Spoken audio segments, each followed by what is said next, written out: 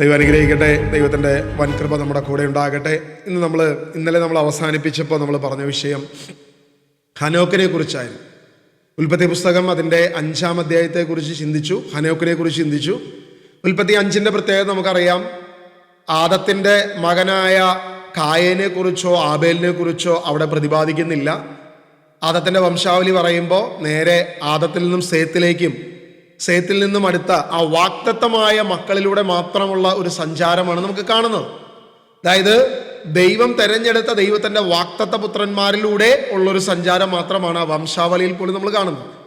അവിടെ തന്നെ നമ്മൾ ഏറ്റവും പ്രായമുള്ള മെത്തുശലേഖിനെ കണ്ടു, ആദത്തെ കണ്ടു. ഇങ്ങനെയുള്ള പല ആളുകളെ നമ്മൾ കാണുമ്പോഴും അതിൽ തന്നെ ഏറ്റവും പ്രായം കുറഞ്ഞ വെറും 365 വയസ്സ് മാത്രം ഈ ഭൂമിയിൽ ദൈവത്തോടുകൂടെ ദൈവത്തെ പ്രീതിപ്പെടുത്തി ദൈവത്തിന്റെ ഹിതമനുസരിച്ച് ദൈവത്തിന്റെ ഇഷ്ടമനുസരിച്ച് 365 എന്ന് കാണുന്ന ഒരു സോളാർ ഇയർ, ഇന്ന് നമ്മൾ കാണുന്ന ഒരു വർഷം മുഴുവൻ, അല്ലെങ്കിൽ എല്ലാ സമയവും എല്ലാ സെക്കൻഡുകളിലും ദൈവത്തിന്റെ കൂടെ നടന്ന ഒരു ഹനോക്കിനെ ദൈവസന്നിധിയിലേക്ക് എടുത്തതിനെ കുറിച്ച് നമ്മൾ ചിന്തിക്കുകയും ധ്യാനിക്കുകയും ചെയ്തു. അത് നമ്മുടെ ജീവിതത്തിലും നമ്മളൊരു ഹനോക്കാകുവാൻ തക്കവണ്ണം ദൈവത്തിന്റെ കൂടെ നടക്കുന്ന ഒരു ദൈവ പൈതലായി ദൈവം നമ്മെ മാറ്റട്ടെ, ദൈവം നമ്മെ ഒരുക്കട്ടെ എന്ന് നമ്മൾ പ്രാർത്ഥിച്ചുകൊണ്ട് നമ്മൾ മുന്നോട്ട് പോവുകയാണ്. ഈ ഉപവാസ പ്രാർത്ഥനയിൽ ദൈവത്തിന്റെ പരിശുദ്ധാത്മാവ് നമ്മളെ നടത്തണം. യാതൊന്നും നമുക്ക് പ്രതികൂലമാകരുത്. ദൈവത്തിന്റെ ശക്തി, ദൈവത്തിന്റെ പരിശുദ്ധാത്മാവിന്റെ ശക്തി നമ്മളെ നടത്തുവാൻ ദൈവം കൃപയുണ്ടാകട്ടെ, കൃപ കരുതട്ടെ എന്ന് പ്രാർത്ഥിക്കുന്നു. ഇന്ന് നമ്മൾ ചിന്തിക്കുന്ന വിഷയം നേരെ ദൈവമെടുത്ത ഹനോക്കിൽ നിന്നും നേരെ നമ്മൾ പോകുന്നത് ദൈവം സ്വർഗത്തിലേക്ക് എടുത്ത ഏലിയായെ കുറിച്ച് നമ്മൾ ചിന്തിക്കുക. ഏലിയായെ കുറിച്ച് നമ്മൾ ചിന്തിച്ച് ഇന്നത്തെ ശുശ്രൂഷയിൽ നമ്മൾ ആത്മാവിൽ ബലപ്പെടാൻ ആഗ്രഹിക്കുക. നമുക്കറിയാം, ഏലിയ പെട്ടെന്നൊരു സുപ്രഭാതത്തിൽ ഈ ഒരു ദൈവവചനത്തിൽ നമ്മൾ കാണുന്നുണ്ട്. 1 രാജാക്കന്മാരുടെ പുസ്തകം 17-ാം അധ്യായം 1-ാം വാക്യം, തിഷ്പനായ ഏലിയ എന്ന് പറഞ്ഞിട്ടാണ് തുടങ്ങുന്നത്. ഏലിയ എവിടെ നിന്ന് വരുന്നു, ആരാണ് എവിടെയാണ് ഏലിയയുടെ ഉത്ഭവം, അല്ലെങ്കിൽ എങ്ങനെയാണ് വംശാവലി, ഒന്നും പറയുന്നില്ല. പ്രത്യേകിച്ച് യാതൊരുവിധ ഇൻഫോർമേഷനും നമുക്ക് കിട്ടുന്നില്ല. പെട്ടെന്ന് ഏലിയ എന്നൊരു വ്യക്തിയെക്കുറിച്ച് ബൈബിൾ നമുക്ക് ഇൻട്രൊഡ്യൂസ് ചെയ്യുകയാണ്. രാജാക്കന്മാരുടെ പുസ്തകത്തിൽ 17-ാം അധ്യായത്തിൽ തിഷ്പനായ ഏലിയ എന്ന് പറഞ്ഞിട്ടാണ് തുടങ്ങുന്നത്. ആ ഏലിയായുടെ തുടക്കം മുതൽ ദൈവത്തിന്റെ ആത്മാവ് ഏലിയായുടെ കൂടെ പ്രവർത്തിക്കുന്നതും ഏലിയ ദൈവത്തോടുകൂടെ നടക്കുന്നതുമാണ് നമ്മൾ കാണുന്നത്. ഒരിക്കൽ പോലും പിന്തിരിഞ്ഞു പോകുന്ന ഒരു ഏലിയായെ നമ്മൾ കാണുന്നില്ല. ദൈവാത്മാവ് മാറി നിൽക്കുന്ന ഒരു ഏലിയായെ നമ്മൾ കാണുന്നില്ല. ദൈവാത്മാവിന്റെ പ്രവർത്തനം ശക്തമായി നിൽക്കുന്ന ഒരു ദൈവദാസനെയാണ് നമ്മൾ ഏലിയായിൽ നമ്മൾ കാണുന്നത്. എപ്പോഴും ഏലിയായുടെ കൂടെ ദൈവത്തിന്റെ ആത്മാവ് നടക്കുന്നത് നമ്മൾ കാണുന്നുണ്ട്. അത് വളരെ ശക്തമായ പ്രവർത്തനം. തൻ്റെ പ്രവചനം പ്രവചിച്ച് അവൻ വന്ന് നിൽക്കുമ്പോൾ ഏലിയാക്ക് അപ്പം കൊടുക്കുന്ന കാക്കയെ കാണാം, ഏലിയാക്ക് അപ്പം കൊടുക്കാൻ ഒരു വിധവയെ ദൈവം ഒരുക്കുന്നത് കാണാം, മരിച്ചവനെ ഉയർപ്പിക്കുന്ന ഏലിയായെ കാണാം. അങ്ങനെ എല്ലാ രീതിയിലും ദൈവികമായ പ്രവർത്തനങ്ങൾ നടത്തുന്ന ശക്തമായ ഒരു പ്രവാചകനായി ദൈവം ഏലിയായെ നടത്തുന്നത് കാണുന്നു. എന്നാൽ അവിടെ നിന്നും ദൈവം ഏലിയായെ എടുക്കുന്ന വിഷയത്തിലേക്ക് നമ്മൾ കടക്കുകയാണ്.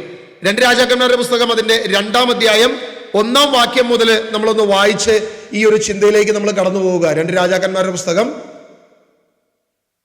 അതിന്റെ 2-ാം അധ്യായം അതിന്റെ 1 മുതൽ വാക്യങ്ങൾ നമ്മൾ വായിച്ച് ഈ ഒരു വചനചിന്തയിലേക്ക് നമ്മൾ കടന്നു പോകും. ഏലിയ സ്വർഗത്തിലേക്ക് എന്നൊരു ടൈറ്റിലാണ് നമ്മൾ കാണുന്നത്. നിങ്ങളുടെ കയ്യിൽ ബൈബിൾ ഉണ്ട്, നിങ്ങളും വായിക്കണം, ഞാനും വായിക്കാം, നിങ്ങളും വായിക്കണം. കർത്താവ് ഏലിയായെ സ്വർഗത്തിലേക്ക് ചുഴലിക്കാറ്റിലൂടെ എടുക്കാൻ സമയമായപ്പോൾ ഏലിയായും ഏലീശായും ഗിൽഗാദിൽ നിന്ന് വരികയായിരുന്നു. ഇവിടെ ഏലിയാക്ക് അറിയാം, ഇന്ന് എന്റെ ദൈവം എടുക്കും, ഇന്ന് എന്റെ ദൈവം എന്നെ സ്വർഗത്തിലേക്ക് എടുക്കുമെന്ന് ഏലിയാക്ക് അറിയാം. ഏലിയാക്ക് മാത്രമല്ല, ആ കാര്യം വ്യക്തമായി ഏലീശാക്കും അറിയാം. നമ്മൾ അതിന്റെ അടുത്ത വാക്യങ്ങളിലേക്കൊക്കെ വരുമ്പം ഏലീശാക്ക് അത് വളരെ കൃത്യമായിട്ട് അറിയാം. ദൈവം ഇന്ന് ഏലിയായെ സ്വർഗത്തിലേക്ക് എടുക്കുമെന്ന് ഏലിയാക്കും ഏലീശാക്കും അറിയാം. ഈ 2 കാര്യങ്ങൾ നമ്മളെ പഠിപ്പിക്കുന്ന ഏറ്റവും പ്രധാനപ്പെട്ട വിഷയം, ദൈവത്തിന്റെ കൂടെ നടക്കുന്നവനോട് ഈ ഭൂമിയിൽ നടക്കുന്ന കാര്യങ്ങൾ പറയും, തൻ്റെ ജീവിതത്തിൽ നടക്കാൻ പോകുന്ന കാര്യങ്ങൾ പറയും. ലോകത്ത് വിവിധ രാജ്യങ്ങളിൽ വിവിധ ദേശങ്ങളിൽ നടക്കാനിരിക്കുന്ന സകല കാര്യങ്ങളെക്കുറിച്ചും ദൈവത്തിന് പറയാൻ ആഗ്രഹമുണ്ട്.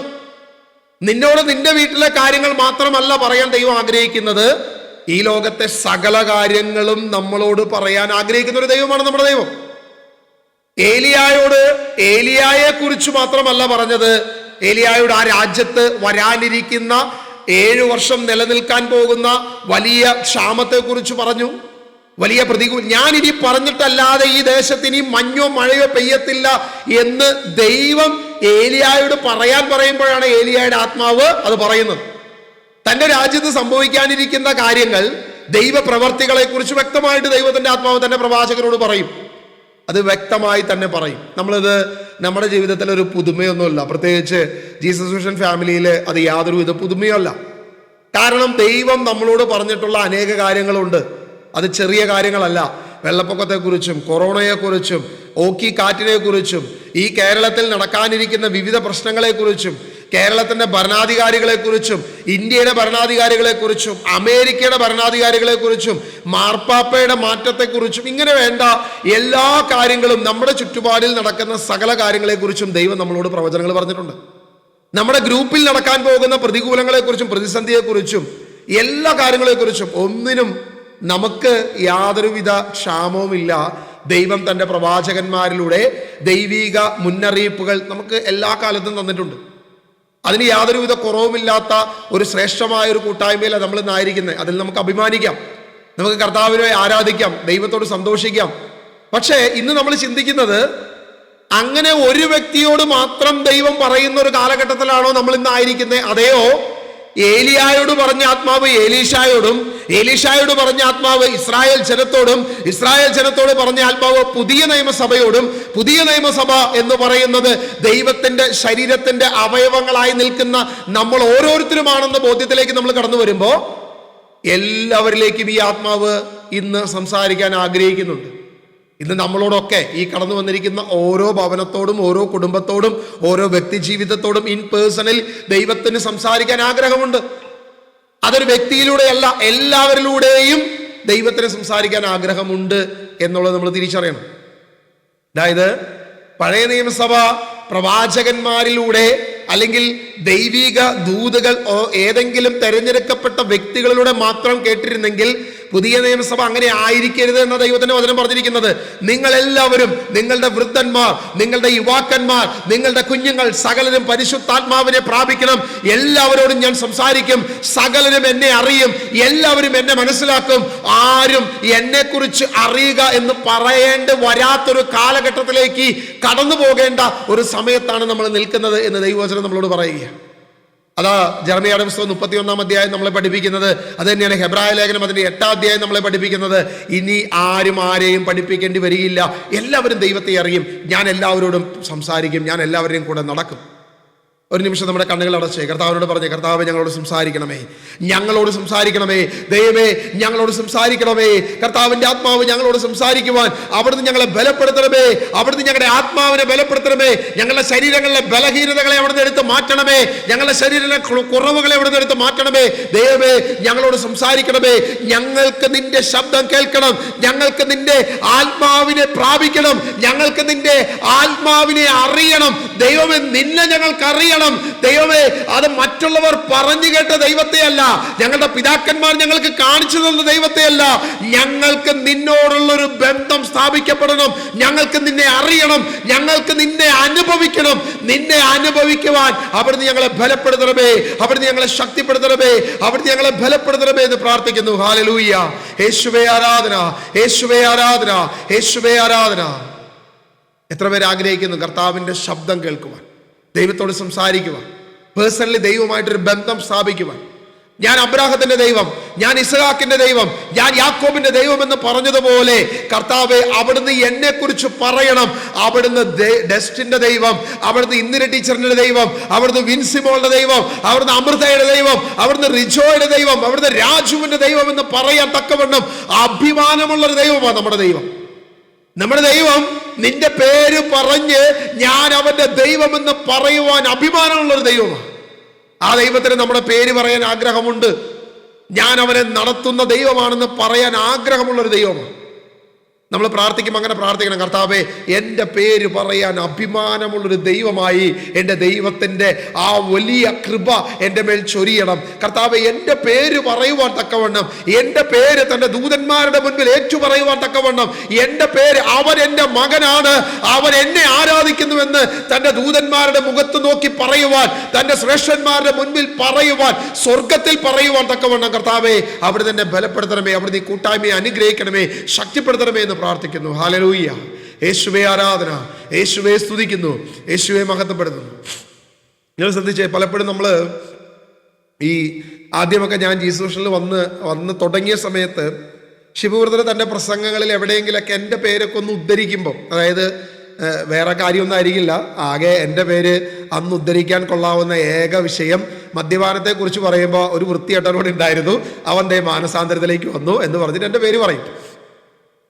കാര്യം ഈ കാര്യമാണ് പറയുന്നതെങ്കിലും ഞാനന്ന് ഭയങ്കര അഭിമാനത്തോടെ കണ്ടിരുന്നത്. കാരണം ദൈവമേ, എൻ്റെ ദൈവം നടത്തിയത് ഒരു പ്രസംഗത്തിലൂടെ ആ പേരൊന്ന് പറഞ്ഞ് മറ്റൊരുവന് അതൊരു പ്രചോദനം ഉൾക്കൊള്ളാൻ തക്കവണ്ണം ദൈവം ഒരു സുവിശേഷ പ്രസംഗത്തിലെങ്കിലും എൻ്റെ പേര് പറയാൻ ഇടയാക്കിയല്ലോ എന്ന് കരുതി ഞാൻ സന്തോഷിച്ചിരുന്നൊരു കാലഘട്ടമുണ്ട്.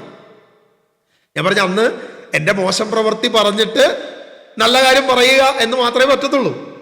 പക്ഷെ പിന്നീട് ദൈവം എന്നെ പല രീതിയിൽ ഓരോ കാര്യത്തിലേക്ക് തിരഞ്ഞെടുത്ത് വളർത്തി ഓരോ മേഖലയിലേക്ക് ദൈവം കൊണ്ടു ചെല്ലുമ്പം ഞാൻ പിന്നെ കൂടുതൽ അഭിമാനിക്കാൻ തുടങ്ങി. കാരണം പിന്നെ പറയുമ്പോൾ ആദ്യം പറയുന്നത് ദേ അവൻ ഇവിടെ ഉണ്ടെന്ന് പറയാൻ പറ്റത്തുള്ളൂ, രണ്ടാമത് പറയുമ്പോൾ ദേ അവൻ ശുശ്രൂഷ ചെയ്യുന്നു, അല്ലെ മറ്റേ കിച്ചണിൽ വേല ചെയ്യുന്നു, അല്ലെങ്കിൽ പ്രേക്ഷിതനായിട്ട് നിൽക്കുന്നു.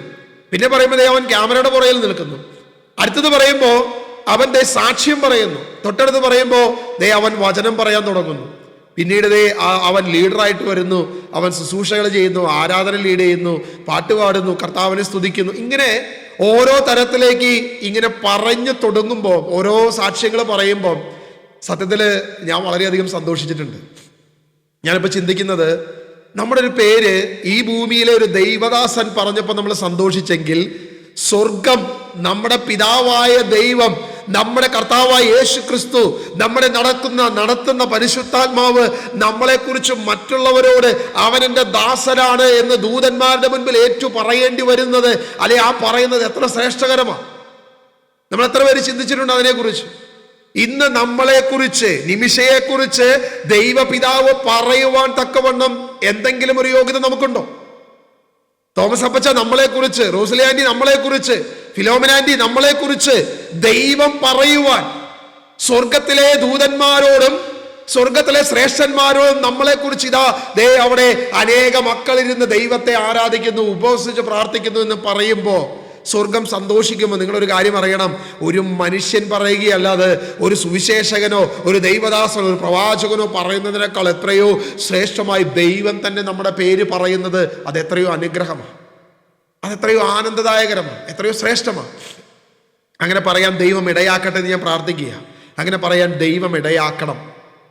ഇവിടെയാണ് ഏലിയായെയും എലീശായെയും നമ്മൾ കാണുന്നത്.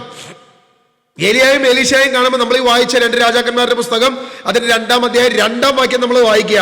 ഏലിയ എലീശായോട് പറഞ്ഞു, ദയവായി ഇവിടെ നിൽക്കുക, കർത്താവ് എന്നെ ബേഥേൽ വരെ അയച്ചിരിക്കുന്നു.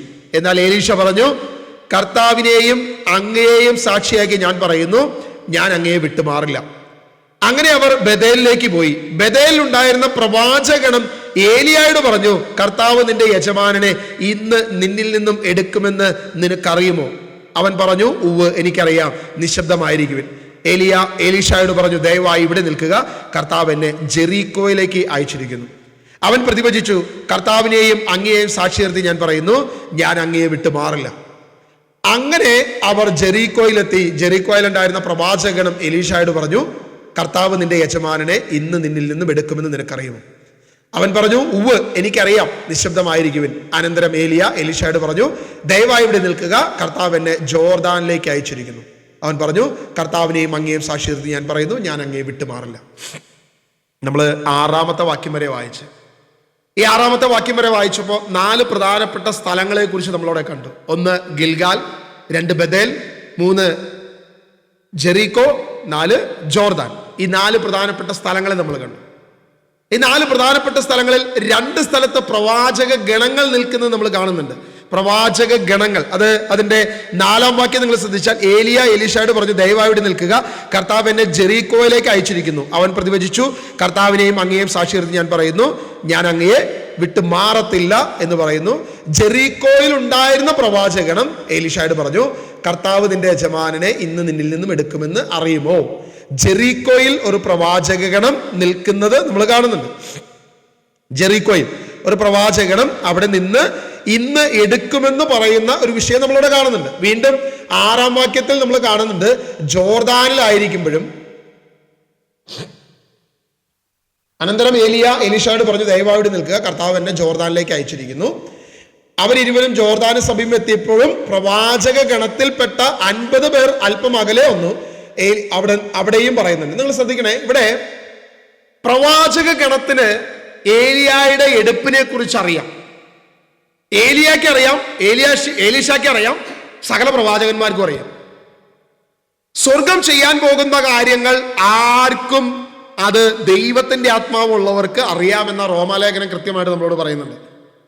റോമാലേഖനം ദൈവവചനം വ്യക്തമായി നമ്മളോട് പറയുന്നു, ദൈവിക രഹസ്യങ്ങൾ, സ്വർഗം ചെയ്യാനിരിക്കുന്ന കാര്യങ്ങൾ, ദൈവം പ്രവർത്തിക്കാൻ പോകുന്ന കാര്യങ്ങൾ കൃത്യമായി തൻ്റെ പ്രവാചക ഗണത്തിന് പോലും ദൈവം വെളിപ്പെടുത്തുന്നു. ബഥേലിലുള്ള പ്രവാചക ഗണത്തിന് ദൈവം വെളിപ്പെടുത്തി എന്ന് 3-ാം വാക്യം പറയുന്നു. ജെറീക്കോയിലുള്ള പ്രവാചക ഗണത്തിന് വെളിപ്പെടുത്തി എന്ന് അവിടെ 5-ാം വാക്യത്തിലും പറയുന്നു. ഈ 2 സ്ഥലത്തിലുമുള്ള പ്രവാചക ഗണത്തിന് ദൈവം വെളിപ്പെടുത്തി കൊടുത്തു എന്ന് പറയുന്നു. ആ പ്രവാചകണം എലീശയോട് പറയുമ്പോൾ എലീശ പറയാം, നിശബ്ദനായിരിക്കും, എനിക്കറിയാം എൻ്റെ പ്രവാചകനെ, എൻ്റെ ഗുരുവിനെ ഇന്ന് സ്വർഗം എടുക്കുമെന്ന് എനിക്കും അറിയാം. നമുക്ക് നാളെ നടക്കാൻ പോകുന്ന കാര്യം തൊട്ട് ഇന്ന് ഉച്ചയ്ക്ക് എന്താ കറി എന്ന് ചോദിച്ചാൽ നമുക്കറിയോ? ഇപ്പോൾ ഉപവാസമായതുകൊണ്ടൊന്നും ഉച്ചയുടെ കാര്യം അറിയേണ്ട കാര്യമില്ല. ഫാസ്റ്റിംഗ് ആണല്ലോ. പ്രത്യേകിച്ച് ഇപ്പോൾ ഉച്ചയ്ക്ക് ഇനി കറി ഉണ്ടാക്കിയിട്ടുണ്ടാവില്ല, വൈകുന്നേരം ആയിരിക്കുമല്ലോ. ഉച്ചയ്ക്കുള്ള നമ്മുടെ ബ്രേക്ക് ടൈമിലായിരിക്കും മിക്കവാറും കറി ഉണ്ടാക്കുന്നത്. ഇനി അതിനെക്കുറിച്ച് നോക്കി ചോദിച്ചാൽ പോലും നമുക്ക് അറിയില്ല. നാളെ എന്ത് നടക്കും നമുക്ക് ആർക്കും അറിയില്ല. അടുത്ത ദിവസം എന്ത് സംഭവിക്കും നമുക്കറിയത്തില്ല. ലോകത്തെന്ത് നടക്കുന്നു നമുക്ക് യാതൊരു ഐഡിയ ഇല്ല. എന്നാൽ ദൈവത്തിന്റെ ആത്മാവ് അവൻ മുൻകൂട്ടി തീരുമാനിച്ചിരിക്കുന്ന കാര്യങ്ങളെക്കുറിച്ച് കൃത്യമായി തൻ്റെ പ്രവാചക ഗണത്തിന് ബോധ്യം കൊടുക്കുന്നു, തൻ്റെ ദൈവജനത്തിന് ബോധ്യം കൊടുക്കുന്നു. ഇത് നമുക്ക് പലർക്കും അറിയാം. ഇപ്പോൾ ഞങ്ങൾ ഈ സംസാരിച്ചു കൊണ്ടിരിക്കുമ്പം നമുക്കറിയാം, കഴിഞ്ഞൊരു 1-2 മാസക്കാലം വലിയ പ്രതികൂലങ്ങളായിരുന്നു, വലിയ പ്രതിസന്ധികളായിരുന്നു. പ്രത്യേകിച്ച് ഗൾഫ് രാജ്യങ്ങളിൽ ഏറ്റവും കൂടുതലായിട്ട് അബുദാബി, അതായത് നമ്മൾ ഈ പറയുന്ന അബുദാബി, ദുബായ് ഒക്കെ ഒത്തിരി യുദ്ധത്തിന്റെ ഭീതിയിൽ കഴിഞ്ഞവരാണ്. അബുദാബിയിലൊക്കെ ജോലിയില്ലാതെ, പ്രത്യേകിച്ച് കൺസ്ട്രക്ഷൻ ഫീൽഡിലുള്ള അനേക മക്കൾ ജോലിയില്ലാതെ തിരിച്ചു പോകേണ്ട ഒരു കാലഘട്ടത്തിലായിരുന്നു. എൻ്റെ ഫ്രണ്ട്സ് തന്നെ ഒരുപാട് പേര് വിളിച്ചിട്ട് പറഞ്ഞു, ബ്രദർ എന്ന് പ്രാർത്ഥിക്കണം, കാരണം ജോലി പോകാൻ സാധ്യതയുണ്ട്. ഭയങ്കര പ്രോബ്ലത്തിലാണ് നിൽക്കുന്നത്. അവര് ടെർമിനേഷൻ രീതികളൊക്കെ നിന്ന് ഒതുങ്ങി. എല്ലാ സ്ഥലത്തും സൗദിയിലും അബുദാബിയിലും ഗൾഫ് രാജ്യങ്ങളിലും മിക്ക സ്ഥലങ്ങളിലും വലിയ പ്രതികൂലങ്ങളിൽ പോവുക, വലിയ പ്രതിസന്ധികളോട് പോയിട്ടിരിക്കുക. അപ്പൊ ദൈവത്തിന്റെ ദൂത്, ദൈവത്തിന്റെ ദാസരിലൂടെ നമ്മുടെ പ്രിയപ്പെട്ട, നമ്മുടെ കൂടെ ആരാധിച്ചു കൊണ്ടിരുന്ന ഒരു പയ്യന്, നമ്മുടെ അങ്കമാലി യൂത്തിലെ ആരാധിച്ചു കൊണ്ടിരുന്ന ഒരു ദൈവദാസന് കർത്താവിന്റെ ദൂത് കൊടുത്തു. എല്ലാവരിലൂടെയും ദൂത് കൊടുത്തു. പ്രിയപ്പെട്ട ഷിബു ബ്രദറിനോട് ദൂത് കൊടുത്തു. ബ്രദർ പറഞ്ഞു, നീ ഇപ്പൊ തൽക്കാലം യൂറോപ്പ് നോക്കണ്ട, നീ ഗൾഫ് നോക്കുമെന്ന് പറഞ്ഞു. പ്രിയപ്പെട്ട ബിബിൻ ബ്രദറിനോട് ദൂത് കൊടുത്തു, എന്നിലൂടെ കൊടുത്തു. എല്ലാവരിലൂടെയും ദൈവത്തിന്റെ ആത്മാവ് പ്രിയ ദൈവദാസന് ദൂത് കൊടുത്തു. അവൻ വിചാരിച്ചു, കർത്താവ് ഇനി എന്ത് സംഭവിക്കുക, എങ്ങനെയായിരിക്കും, എങ്ങനെ പോകണം, ആകെ കൺഫ്യൂഷനായിട്ട് നിൽക്കുന്ന സമയം. അങ്ങനെ നിൽക്കുമ്പോൾ ദൈവം ഒരു ഇന്റർവ്യൂ ദൈവമായിട്ട് നടത്തി കൊടുത്തു. ആ ഇന്റർവ്യൂവിൽ ചെല്ലുമ്പോൾ ഈ ലോകത്തുള്ള സകല ആളുകളും ആ ഇന്റർവ്യൂവിലുണ്ട്.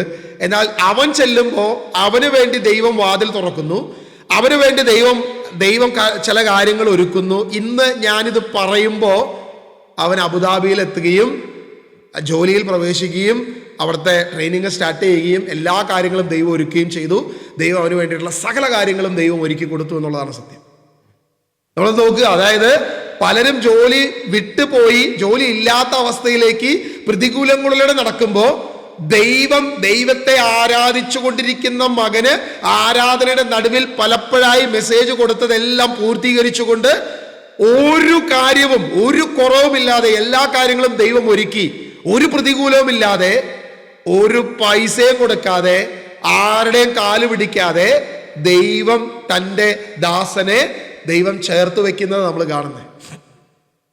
അവൻ ഇന്നലെ വിളിച്ചപ്പോൾ പറഞ്ഞു, ബ്രദറെ നല്ല സൗകര്യം, നല്ല താമസ സൗകര്യം, നല്ല അടിപൊളി ഫുഡ്, ഞങ്ങളെ വീഡിയോ ഒക്കെ കാണിച്ചു തന്നു, കണ്ടോ ചിക്കൻ്റെ കാലൊക്കെ കിടക്കണ കണ്ടോ, എന്ത് ടേസ്റ്റാ ബ്രദറെ, അടിപൊളി ചിക്കൻ കാല്. ഉപവാസം കേട്ടോ, ചിക്കൻ കാലിൻ്റെ കഥ പറഞ്ഞു പറഞ്ഞത്. നിങ്ങളിനി ഉപവാസം ഒന്നും നഷ്ടപ്പെടുത്തരുത്, ഞാൻ കഥ പറഞ്ഞപ്പോൾ പറഞ്ഞത് മാത്രമേ ഉള്ളൂ. അത് പറയാ, നമ്മുടെ ഇവിടുത്തെ മറ്റേ അൽഫാമൊക്കെ ഇരിക്കുന്ന പോലെയാണ്, ഒരു കാലിൻ്റെ പീസ് അങ്ങനെ പാടെ തരും ബ്രദറെ, ഒരു കുഴപ്പമില്ല. മെസ്സൊക്കെ അടിപൊളിയാണ്, ഒരു കുഴപ്പമില്ല, താമസ സൗകര്യം എല്ലാം സന്തോഷമാണെന്ന് അവൻ പറഞ്ഞപ്പം ഞാനിങ്ങനെ ആലോചിച്ചു, കർത്താവ് തൻ്റെ ദാസർക്ക് വേണ്ടി ഒരുക്കുന്നത് എത്രയോ ശ്രേഷ്ഠമാണ്. അത് മുൻകൂട്ടി പറയും, ദൈവം നേരത്തെ മെസ്സേജ് കൊടുക്കും, അങ്ങനെ കൊടുത്തിട്ടാണ് ദൈവം നമ്മളെ കൊണ്ടുപോകുന്നത്. ഇന്ന് നമുക്കും അതുപോലെ തന്നെയാ, ഒന്നിനും കുറവില്ലാതെ ദൈവം നമ്മെ ഒരുക്കി. ഓരോ കാര്യങ്ങളിലും നിനക്കൊരു കുഞ്ഞ് ജനിക്കാൻ പോകുന്നു എന്ന് എന്നോട് പറഞ്ഞ സമയങ്ങളുണ്ട്.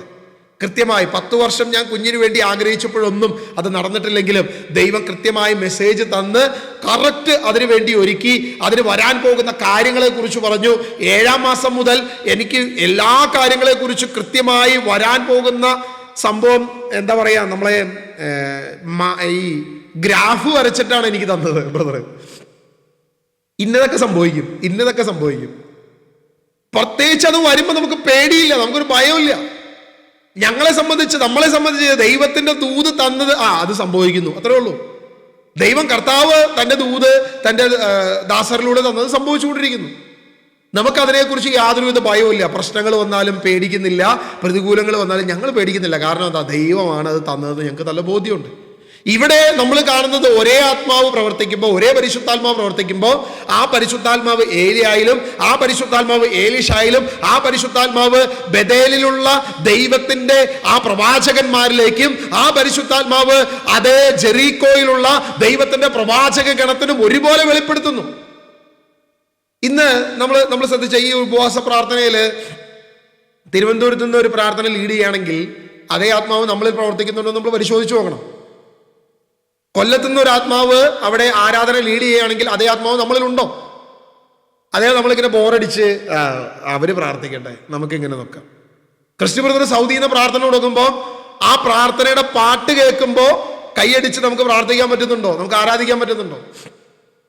ക്രിസ്ത്യൻ ബ്രദർ അവിടെ ആ പാട്ട് തിരഞ്ഞെടുത്തപ്പോൾ ഇവിടെ ഒരാൾ പാട്ട് പുസ്തകം തുറന്നു വെച്ചേക്കാം ആ പാട്ട് പാടാനായിട്ട്. അപ്പൊ ക്രിസ്ത്യൻ ബ്രദർ ആ പാട്ട് പാടി തുടങ്ങിയപ്പോൾ തന്നെ ഇവിടെ ഇരിക്കുന്ന ആൾ പറഞ്ഞു, അയ്യോ ദേ എൻ്റെ പാട്ട് പോയി, എൻ്റെ പാട്ട് കൊണ്ടുപോയി, അയ്യോ പോയി എന്ന് പറഞ്ഞു. അപ്പൊ ഞാൻ ചിന്തിച്ചത്, അത് ആ ആത്മാവ് ഇവിടെ പാട്ട് തുറപ്പിച്ചു വെച്ചു, അവിടെ ആത്മാവ് ക്രിസ്ത്യൻ ബ്രദറെ കൊണ്ട് പാടിപ്പിച്ചു, അത്രേ ഉള്ളൂ. ദൈവത്തിന്റെ ആത്മാവ് ഏത് സ്ഥലത്താണെങ്കിലും നമ്മളിലൂടെ ഒരുപോലെ പ്രവർത്തിക്കുന്നുണ്ടോ ഇല്ലയോ എന്ന് നമ്മൾ പരിശോധിച്ച് നോക്കണം. അങ്ങനെയെങ്കിൽ നമ്മൾ ദൈവത്താൽ വിളിക്കപ്പെട്ടവരും ദൈവത്താൽ തെരഞ്ഞെടുക്കപ്പെട്ടവരും ദൈവത്തിന്റെ ആത്മാവ് നടത്തുന്നവരുമാണ്. ആ ഒരു ബോധ്യം നമുക്കുണ്ടാകണം. ഇവിടെ 4 പ്രധാനപ്പെട്ട സ്ഥലം നമ്മൾ കാണുന്നുണ്ട്. ഏലിയായുടെ മേൽ പ്രവർത്തിക്കുന്ന ആത്മാവും, ഏലീഷായുടെ മേൽ പ്രവർത്തിക്കുന്ന ആത്മാവും, ഈ പ്രവാചകന്മാരുടെ മേൽ പ്രവർത്തിക്കുന്ന ആത്മാവും എല്ലാം ഒന്ന് തന്നെയാണ്, എല്ലാം ഒരേ ആത്മാവാണ്. ആ ഒരേ ആത്മാവിന് ഇവർക്കുള്ള എല്ലാവർക്കുമുള്ള ഇൻഫോർമേഷനും സെയിം താ, ഒരു വ്യത്യാസവുമില്ല. എല്ലാ ഇൻഫോർമേഷനും പക്കയാണ്, സെയിമാണ്. പിന്നെ എന്തിനാണ് ഏലീഷായെ ഇങ്ങനെ ഇട്ട് ചുറ്റിക്കുന്നത് ഈ 4 സ്ഥലത്തേക്ക്? ദൈവം എന്നോട് ഗിൽഗാലിലേക്ക് പോകാൻ പറഞ്ഞു. ഗിൽഗാലിൽ നിന്ന് ദൈവം എന്നോട് ബഥേലിലേക്ക് പോകാൻ പറഞ്ഞു. ആ ബഥേലിൽ നിന്ന് ദൈവം എന്നോട് ജെറീക്കോയിലേക്ക് പോകാൻ പറഞ്ഞു. ജെറീക്കോയിൽ നിന്ന് ദൈവം എന്നോട് ജോർദാനിലേക്ക് പോകാൻ പറഞ്ഞു. ഈ 4 സ്ഥലങ്ങളിലേക്ക് ഇങ്ങനെ വട്ടം ചുറ്റിച്ച് നടക്കുന്നതിന്റെ കാര്യം എന്താ? ദൈവത്തിന് അങ്ങോട്ട് എടുത്താൽ പോരെ? ഇനി ദൈവത്തിന് ജോർദാന്റെ അവിടെ വെച്ചിട്ടാണ് ദൈവത്തിന് എടുക്കാൻ താല്പര്യമെങ്കിൽ ആദ്യമേ പറഞ്ഞാൽ മതിയല്ലോ ജോർദാനിൽ നിന്ന് എടുക്കണമെന്ന്. എന്തിനാണ് ഈ ചുറ്റിച്ച് അങ്ങോട്ടും ഇങ്ങോട്ടും വട്ടം ചുറ്റി നടക്കുന്നതിന്റെ കാര്യം എന്താ? അതിന്റെ ആവശ്യം എന്താ? വല്ല കാര്യമുണ്ടോ? ഒരാവശ്യമില്ല. അപ്പൊ ദൈവത്തിന് എന്തൊരു ഉദ്ദേശമുണ്ട്? ഈ 4 സ്ഥലങ്ങളിലേക്ക് പ്രത്യേകമായി ദൈവം തന്റെ പ്രവാചകന്മാരെ കൊണ്ടുപോവുകയും അവിടെ നിന്ന് ദൈവത്തിന്റെ പ്രവാചകനെ സ്വർഗത്തിലേക്ക് എടുക്കുന്നതിനും എന്തോ ഒരു പ്രത്യേകത ഈ 4 സ്ഥലത്തിനുമുണ്ട്. ഈ 4 സ്ഥലത്തിന്റെ പ്രത്യേകതകളും ഇന്ന് നമ്മുടെ ജീവിതത്തിൽ ഈ 4 സ്ഥലത്തിന്റെ പ്രാധാന്യങ്ങളെ കുറിച്ച് നമ്മൾ ചിന്തിക്കുക. ആദ്യത്തെ സ്ഥലമാണ് നമ്മൾ കാണുന്നത്. ആ 1-ാമത്തെ വാക്യം, കർത്താവ് ഏലിയായെ സ്വർഗത്തിലേക്ക് ചുഴലിക്കാറ്റിലൂടെ എടുക്കാൻ സമയമായപ്പോൾ ഏലിയായും ഏലീഷായും ഗിൽഗാലിൽ നിന്ന് വരികയായിരുന്നു. ആദ്യം വരികയെന്ന സ്ഥലം ഗിൽഗാലിൽ നിന്നാണ്. ഗിൽഗാലിൽ നിന്നൊരു പുറപ്പാടാണ് നമ്മൾ കാണുന്നത്. ഗിൽഗാലിൽ നിന്ന് ഒരു പുറപ്പാട്. നമ്മൾ ഗിൽഗാലിൽ നിന്നും പുറപ്പെട്ടിട്ടുണ്ടോ എന്ന് നമ്മൾ ചിന്തിക്കണം. ഇന്ന് ഈ കൂട്ടായ്മയിൽ ഇരിക്കുന്ന നമ്മൾ ഓരോരുത്തരെയും ദൈവം അവന്റെ ഗിൽഗാലിൽ നിന്ന് ഡെസ്റ്റിന്റെ ഗിൽഗാലിൽ നിന്ന് മാറ്റി ദൈവം ഒരു പുറപ്പാട് തന്നിട്ടുണ്ടോ എന്ന് ചിന്തിക്കണം. രശ്മിയെ ദൈവം നിന്റെ ആ ഗിൽഗാലിൽ നിന്ന് പുറപ്പാട് തുടങ്ങി അവിടെ നിന്ന് ദൈവം പുതിയൊരു സ്ഥലത്തേക്ക് എത്തിച്ചിട്ടുണ്ടോ എന്ന് നമ്മൾ ബോധ്യം നൽകണം, ചിന്തിക്കണം. ജോസഫ് ബ്രദറിന് ഉണ്ടായിരുന്ന ജീവിതത്തിലെ ഒരു ഗിൽഗാലുണ്ട്. ആ ഗിൽഗാലിൽ നിന്ന് ദൈവം മാറ്റി ഒരു പുതിയ സ്ഥലത്തേക്ക് കൊണ്ടുവന്നിട്ടുണ്ടോ എന്ന് നമ്മൾ ചിന്തിക്കേണ്ട ഒരു കാലഘട്ടത്തിലാണ് നമ്മൾ ജീവിക്കുന്നത്. ജോഷുവയുടെ പുസ്തകം അതിന്റെ 5-ാം അധ്യായം അതിന്റെ 9-ാം വാക്യം നമ്മളൊന്ന് വായിക്കുക. ജോഷുവയുടെ പുസ്തകം 5-ാം അധ്യായം അതിന്റെ 9-ാം വാക്യം. അപ്പോൾ കർത്താവ് ജോഷുവയോട് അരുളി ചെയ്തു. എല്ലാവരും ബൈബിൾ എടുത്തോ. ഞാൻ പെട്ടെന്ന് എടുക്കും, നിങ്ങൾ തപ്പി നടക്കരുത്. ജോഷുവയുടെ പുസ്തകം പുതിയ നിയമത്തിലൊന്നുമല്ല, പഴയ നിയമത്തിൽ തന്നെയുണ്ട്. ബൈബിളിലെ 1, 2, 3, 4, 5 പുസ്തകം കഴിഞ്ഞാൽ നേരെ കാണുന്നത് ജോഷുവയുടെ പുസ്തകമാണ്. അതിനകത്ത് 5-ാമത്തെ അധ്യായം 9-ാം വാക്യം. അപ്പോൾ കർത്താവ് ജോഷുവയോട് അരുളി ചെയ്തു, ഈജിപ്തിന്റെ അപകീർത്തി ഇന്ന് നിങ്ങളിൽ നിന്ന് ഞാൻ നീക്കിക്കളഞ്ഞിരിക്കുന്നു. അതിനാൽ ആ സ്ഥലം ഗിൽഗാൽ എന്ന് ഇപ്പോൾ അറിയപ്പെടുന്നു. ഗിൽഗാൽ എന്ന വാക്കിന്റെ അർത്ഥം നിന്റെ നിന്ദയെ, നിന്റെ അപകീർത്തിയെ മാറ്റി ദൈവം നിന്നെ ബഹുമാന്യനാക്കി മാറ്റി. നിന്റെ അപമാനത്തെ ദൈവം നീക്കി. ഒരു കാലത്ത് നീ പാപിയായിരുന്നപ്പോ, നീ അടിമത്തത്തിലായിരുന്നപ്പോ, നീ അന്ധകാരത്തിലായിരുന്നപ്പോ, നിന്റെ നിന്ദയിലായിരുന്നപ്പോ, നിന്റെ അന്ധകാരത്തിൽ നിന്നും ദൈവം നിന്നെ നീക്കി, ദൈവം നിന്നെ മാറ്റി, നിന്നെ എത്തിച്ചു ചേർത്ത ദേശത്തെ കുറിച്ചാണ് അവിടെ പറയുന്നത് ഗിൽഗാൽ. ആ ഗിൽഗാൽ എന്ന പേരിന്റെ അർത്ഥം അവിടെ മോശ അവിടെ പേര് കൃത്യമായിട്ട് ഇടുകയാണ്. അപ്പോൾ കർത്താവ് ജോഷുവയോട് അരുളി ചെയ്തു. ജോഷുവ അവിടെ പേരിടുകയാണ്, ഈജിപ്തിന്റെ അപകീർത്തി ഇന്ന് നിങ്ങളിൽ നിന്ന് ഞാൻ നീക്കിക്കളഞ്ഞിരിക്കുന്നു. അതിനാൽ ആ സ്ഥലം ഗിൽഗാൽ എന്ന് അറിയപ്പെടും. ഈജിപ്ത് നമുക്ക് അറിയാം, ഇരുട്ടിന്റെ സ്ഥലമാണ്. ഇരുട്ട്, അന്ധകാരം, ഇരുട്ട്. ആ ഇരുട്ടിൽ നിന്നും നീക്കുന്നതിനെയാണ് ഗിൽഗാൽ എന്ന പേരാണ് അറിയപ്പെടുന്നത്. നിങ്ങൾ വെറുതെ ഗൂഗിൾ ചെയ്ത് നോക്കിയാൽ, ChatGPT ചോദിച്ചാലും ഇതേ അർത്ഥം തന്നെ പറഞ്ഞു തരും നിങ്ങൾക്ക്. ഇത് തന്നെയാണ് ബൈബിൾ പണ്ഡിതന്മാരും പറയുന്നത്. ഗിൽഗാൽ എന്ന വാക്കിന്റെ അർത്ഥം നിന്റെ അന്ധകാരത്തിൽ നിന്ന് നിന്നെ നീക്കി, നിന്റെ നിന്ദയിൽ നിന്ന് നിന്നെ നീക്കി, നിന്റെ അപകീർത്തിയിൽ നിന്ന് ദൈവം നിന്നെ മാറ്റി, നിന്നെ പ്രകാശത്തിലാക്കി മാറ്റി. ഇവിടെ കർത്താവ് പറയുന്നൊരു കാര്യമുണ്ട്. ഗിൽഗാലിൽ നിന്ന് ഏലിയ പുറപ്പെട്ടു. ഏലിയായും ഏലീശായും പുറപ്പെട്ടു. നിന്റെ അപകീർത്തിയിൽ നിന്ന് ദൈവം ഒരു പുറപ്പാട് തരികയാണ്. അടുത്ത സ്ഥലത്തേക്ക് നിന്നെ നടത്തുകയാണ്. ഇന്ന് ഈ ഉപവാസ പ്രാർത്ഥനയില് ദൈവം നമ്മെ നടത്തിയോ ഇല്ലയോ എന്ന് പരിശോധിച്ചു നോക്കുക. ഒരു കാലത്ത് നമ്മൾ എങ്ങനെയായിരുന്നു? എന്തൊക്കെ അപകീർത്തിയിലായിരുന്നു? എന്തെങ്കിലും ചെയ്തിട്ട് ഗുണമുണ്ടായിരുന്നു? പ്രാർത്ഥിച്ചിട്ട് ഗുണമുണ്ടായിരുന്നു? മുന്നോട്ട് പോകുമ്പോൾ കഷ്ടങ്ങളല്ലാതെ യാതൊരു വിധത്തിലും മുന്നോട്ട് പോകാൻ കഴിയാത്ത അവസ്ഥയായിരുന്നു. ഞാൻ എൻ്റെ ലൈഫ് ഓർക്കുക. എൻ്റെ കുടുംബം അത്യാവശ്യം തിരക്കേടില്ലാത്ത രീതിയിൽ ജീവിച്ചു പോകുന്നൊരു കുടുംബം എൻ്റെ കുടുംബം. വലിയ പ്രോബ്ലംസ് ഒന്നും ഇല്ലാണ്ട് ഇങ്ങനെ മുന്നോട്ട് പോകും. പക്ഷേ എൻ്റെ ഫാമിലിയിൽ ഏറ്റവും വലിയ പ്രശ്നം ഹോസ്പിറ്റലാണ്. അതായത് എൻ്റെ അപ്പം നന്നായിട്ട് അധ്വാനിക്കും. അപ്പച്ചൻ അധ്വാനിച്ച് നല്ലൊരു വീട് പണിതു. ആ വീട് പണിത് എൻ്റെ വീടിൻ്റെ അകത്തോട്ട് കയറി ഞങ്ങൾ പാലുകാച്ചൽ കഴിഞ്ഞ് ഒരാഴ്ച കഴിഞ്ഞപ്പോൾ അപ്പൻ ആശുപത്രിയിലായി. ഒരാഴ്ച കഴിഞ്ഞ് അപ്പൻ ആശുപത്രിയിലായിട്ട് പിന്നെ അങ്ങോട്ട് മുന്നോട്ട് പോകുന്ന അവസ്ഥയിൽ 1 ദിവസം, 2 ദിവസം, 1 മാസം, 2 മാസം, 3 മാസം, ഏകദേശം 100 ചില്ലാൻ ദിവസം എൻ്റെ അപ്പൻ ഹോസ്പിറ്റലിൽ കിടന്നു. 6ഓളം ഡയാലിസിസ് ചെയ്തു. എല്ലാം കഴിഞ്ഞ് പുറത്ത് വന്നപ്പോൾ ഏകദേശം ഒരു 4-5 ലക്ഷം രൂപ തീർന്നു. അന്നത്തെ കാലത്ത് 4 ലക്ഷം രൂപ എന്നൊക്കെ പറയുന്നത് ഇന്നൊരു 40 ലക്ഷം രൂപയുടെ മൂല്യമുണ്ട്. ആ ഒരു സമയത്ത് അത്രയും അധികം കാശ് ഹോസ്പിറ്റലിൽ ചിലവായി. അപ്പൻ കടത്തിൻ്റെ കൂടുമായി. അപ്പം പണിത വീട് അവസാനം വിറ്റത് 4,60,000 രൂപയ്ക്ക് എൻ്റെ വീട് വിറ്റ്. എൻ്റെ വീടും സ്ഥലവും കൂടെ 4,60,000 രൂപയ്ക്ക് വിറ്റു. കടം കിടക്കുന്നത് 4 ലക്ഷം രൂപ കടവാ. ഹോസ്പിറ്റലിൽ പോയ എൻ്റെ കടം മുഴുവൻ കിടക്കുക. അത് മുഴുവൻ തീർത്തിട്ട് ആകെ ഉണ്ടായിരുന്ന 80,000 രൂപ അക്കൗണ്ടിലേക്ക് ഇട്ട്, 80 70 സംതിങ് എന്തോ അക്കൗണ്ടിലേക്ക് ഇട്ടു. വീണ്ടും അപ്പം തിരിച്ചു വന്ന് അടുത്ത പണി തുടങ്ങി. അപ്പൻ്റെ ജോലി തുടങ്ങി. ആ ഒരു കാലഘട്ടം ഒന്ന് ആലോചിച്ച് നോക്കുക. അതായത് എല്ലാം ഉണ്ടായിരുന്നു, വീട് പണിതു, വീടിൻ്റെ അകത്തോട്ട് കയറി. പക്ഷെ അകത്തോട്ട് കയറി പിറ്റേ ദിവസം ശാപം വീട്ടിലോട്ട് വന്നു. നേരെ ഹോസ്പിറ്റലിൽ കൊണ്ടുപോയി ആ കാശും കൊടുത്ത് എല്ലാം തീർത്ത് തിരിച്ചു വന്നു കഴിഞ്ഞപ്പോൾ വീട് വിറ്റു. വീട് വിൽക്കേണ്ട അവസ്ഥയായി. അത് കഴിഞ്ഞ് പെങ്ങളെ കെട്ടിക്കാൻ പറ്റുന്ന പൈസ ഇല്ല. പെങ്ങളുടെ എഡ്യൂക്കേഷൻ കഴിഞ്ഞ് നഴ്സിംഗ് കഴിഞ്ഞ് പെങ്ങളുടെ കല്യാണം നടത്താനായിട്ട് പിന്നെയും പലരുടെ നിന്ന് കാശ് വാങ്ങി വീണ്ടും ഞങ്ങളെല്ലാവരും അധ്വാനിച്ചു. അപ്പനും ഞാനും എൻ്റെ ചേട്ടനും ഞങ്ങളെല്ലാവരും അധ്വാനിച്ച് പെങ്ങളുടെ വിവാഹം നടത്തി. ആ കാര്യങ്ങളൊക്കെ നടന്ന് വീണ്ടും അപ്പനൊന്ന് സ്റ്റേബിളായി കാര്യങ്ങളൊക്കെ നടത്തി ചിട്ടിക്കാശൊക്കെ അടച്ചു വരുന്ന സമയത്ത് അപ്പൻ ഡേ കിടക്കുന്നു, വീണ്ടും ഒന്ന് തലറങ്ങി വീണതാണ്. സാധാരണ നമ്മൾ നാട്ടുകാരൊക്കെ തലറങ്ങി വീഴാറുണ്ട്, എല്ലാവരും തലറങ്ങി വീഴും. ഞാനും അസംബ്ലിയുടെ സമയത്ത് ഹോംവർക്ക് ഉള്ള ദിവസമൊക്കെ പലപ്പോഴും ഞാനും തലറങ്ങി വീണിട്ടൊക്കെ ഉണ്ട്. ഹോംവർക്ക് ചെയ്യാതിരുന്നപ്പോഴും മാത്സിൻ്റെ ഹോംവർക്ക് ചെയ്യാതിരുന്നപ്പോഴും ഞാനും തലറങ്ങി വീണിട്ടുണ്ട്. കാരണം സ്റ്റാഫ് റൂമിൽ ആദ്യത്തെ പീരീഡ് സുഖമായിട്ടിരിക്കാം, കുഴപ്പമില്ല, അവിടെ കിടക്കാം, കുറച്ച് നേരം ഉറങ്ങാം, ഹോംവർക്ക് കഴിയുമ്പോഴേക്കും നമ്മുടെ മാത്സ് ടീച്ചർ തിരിച്ചു പോകുമ്പോഴേക്കും തിരിച്ചു വന്നാൽ മതി. അങ്ങനെ ഞാനും തലറങ്ങി വീണിട്ടൊക്കെ ഉണ്ട്. പക്ഷേ എൻ്റെ അപ്പൻ്റെ തലറങ്ങി വീഴ്ചയിൽ ഇത്തിരി രൂക്ഷമായിരുന്നു, കുറച്ചുകൂടി ശക്തമായിരുന്നു. അപ്പം തലറങ്ങി വീണത് ഒരു ജ്വല്ലറിയുടെ ഗ്ലാസിൻ്റെ പുറത്തോട്ടാണ്. ആ ഗ്ലാസിൻ്റെ പുറത്തോട്ട് തലറങ്ങി വീണത് പോരാഞ്ഞിട്ട് ആ ഗ്ലാസ് മുഴുവൻ പൊട്ടി. സാധാരണ ജ്വല്ലറിയുടെ ഫ്രണ്ട് ഗ്ലാസ് എന്നൊക്കെ പറയുന്ന, ഡോർ ഗ്ലാസ് എന്നൊക്കെ പറയുന്ന നല്ല ബലമുള്ള ഗ്ലാസ്സാണ്.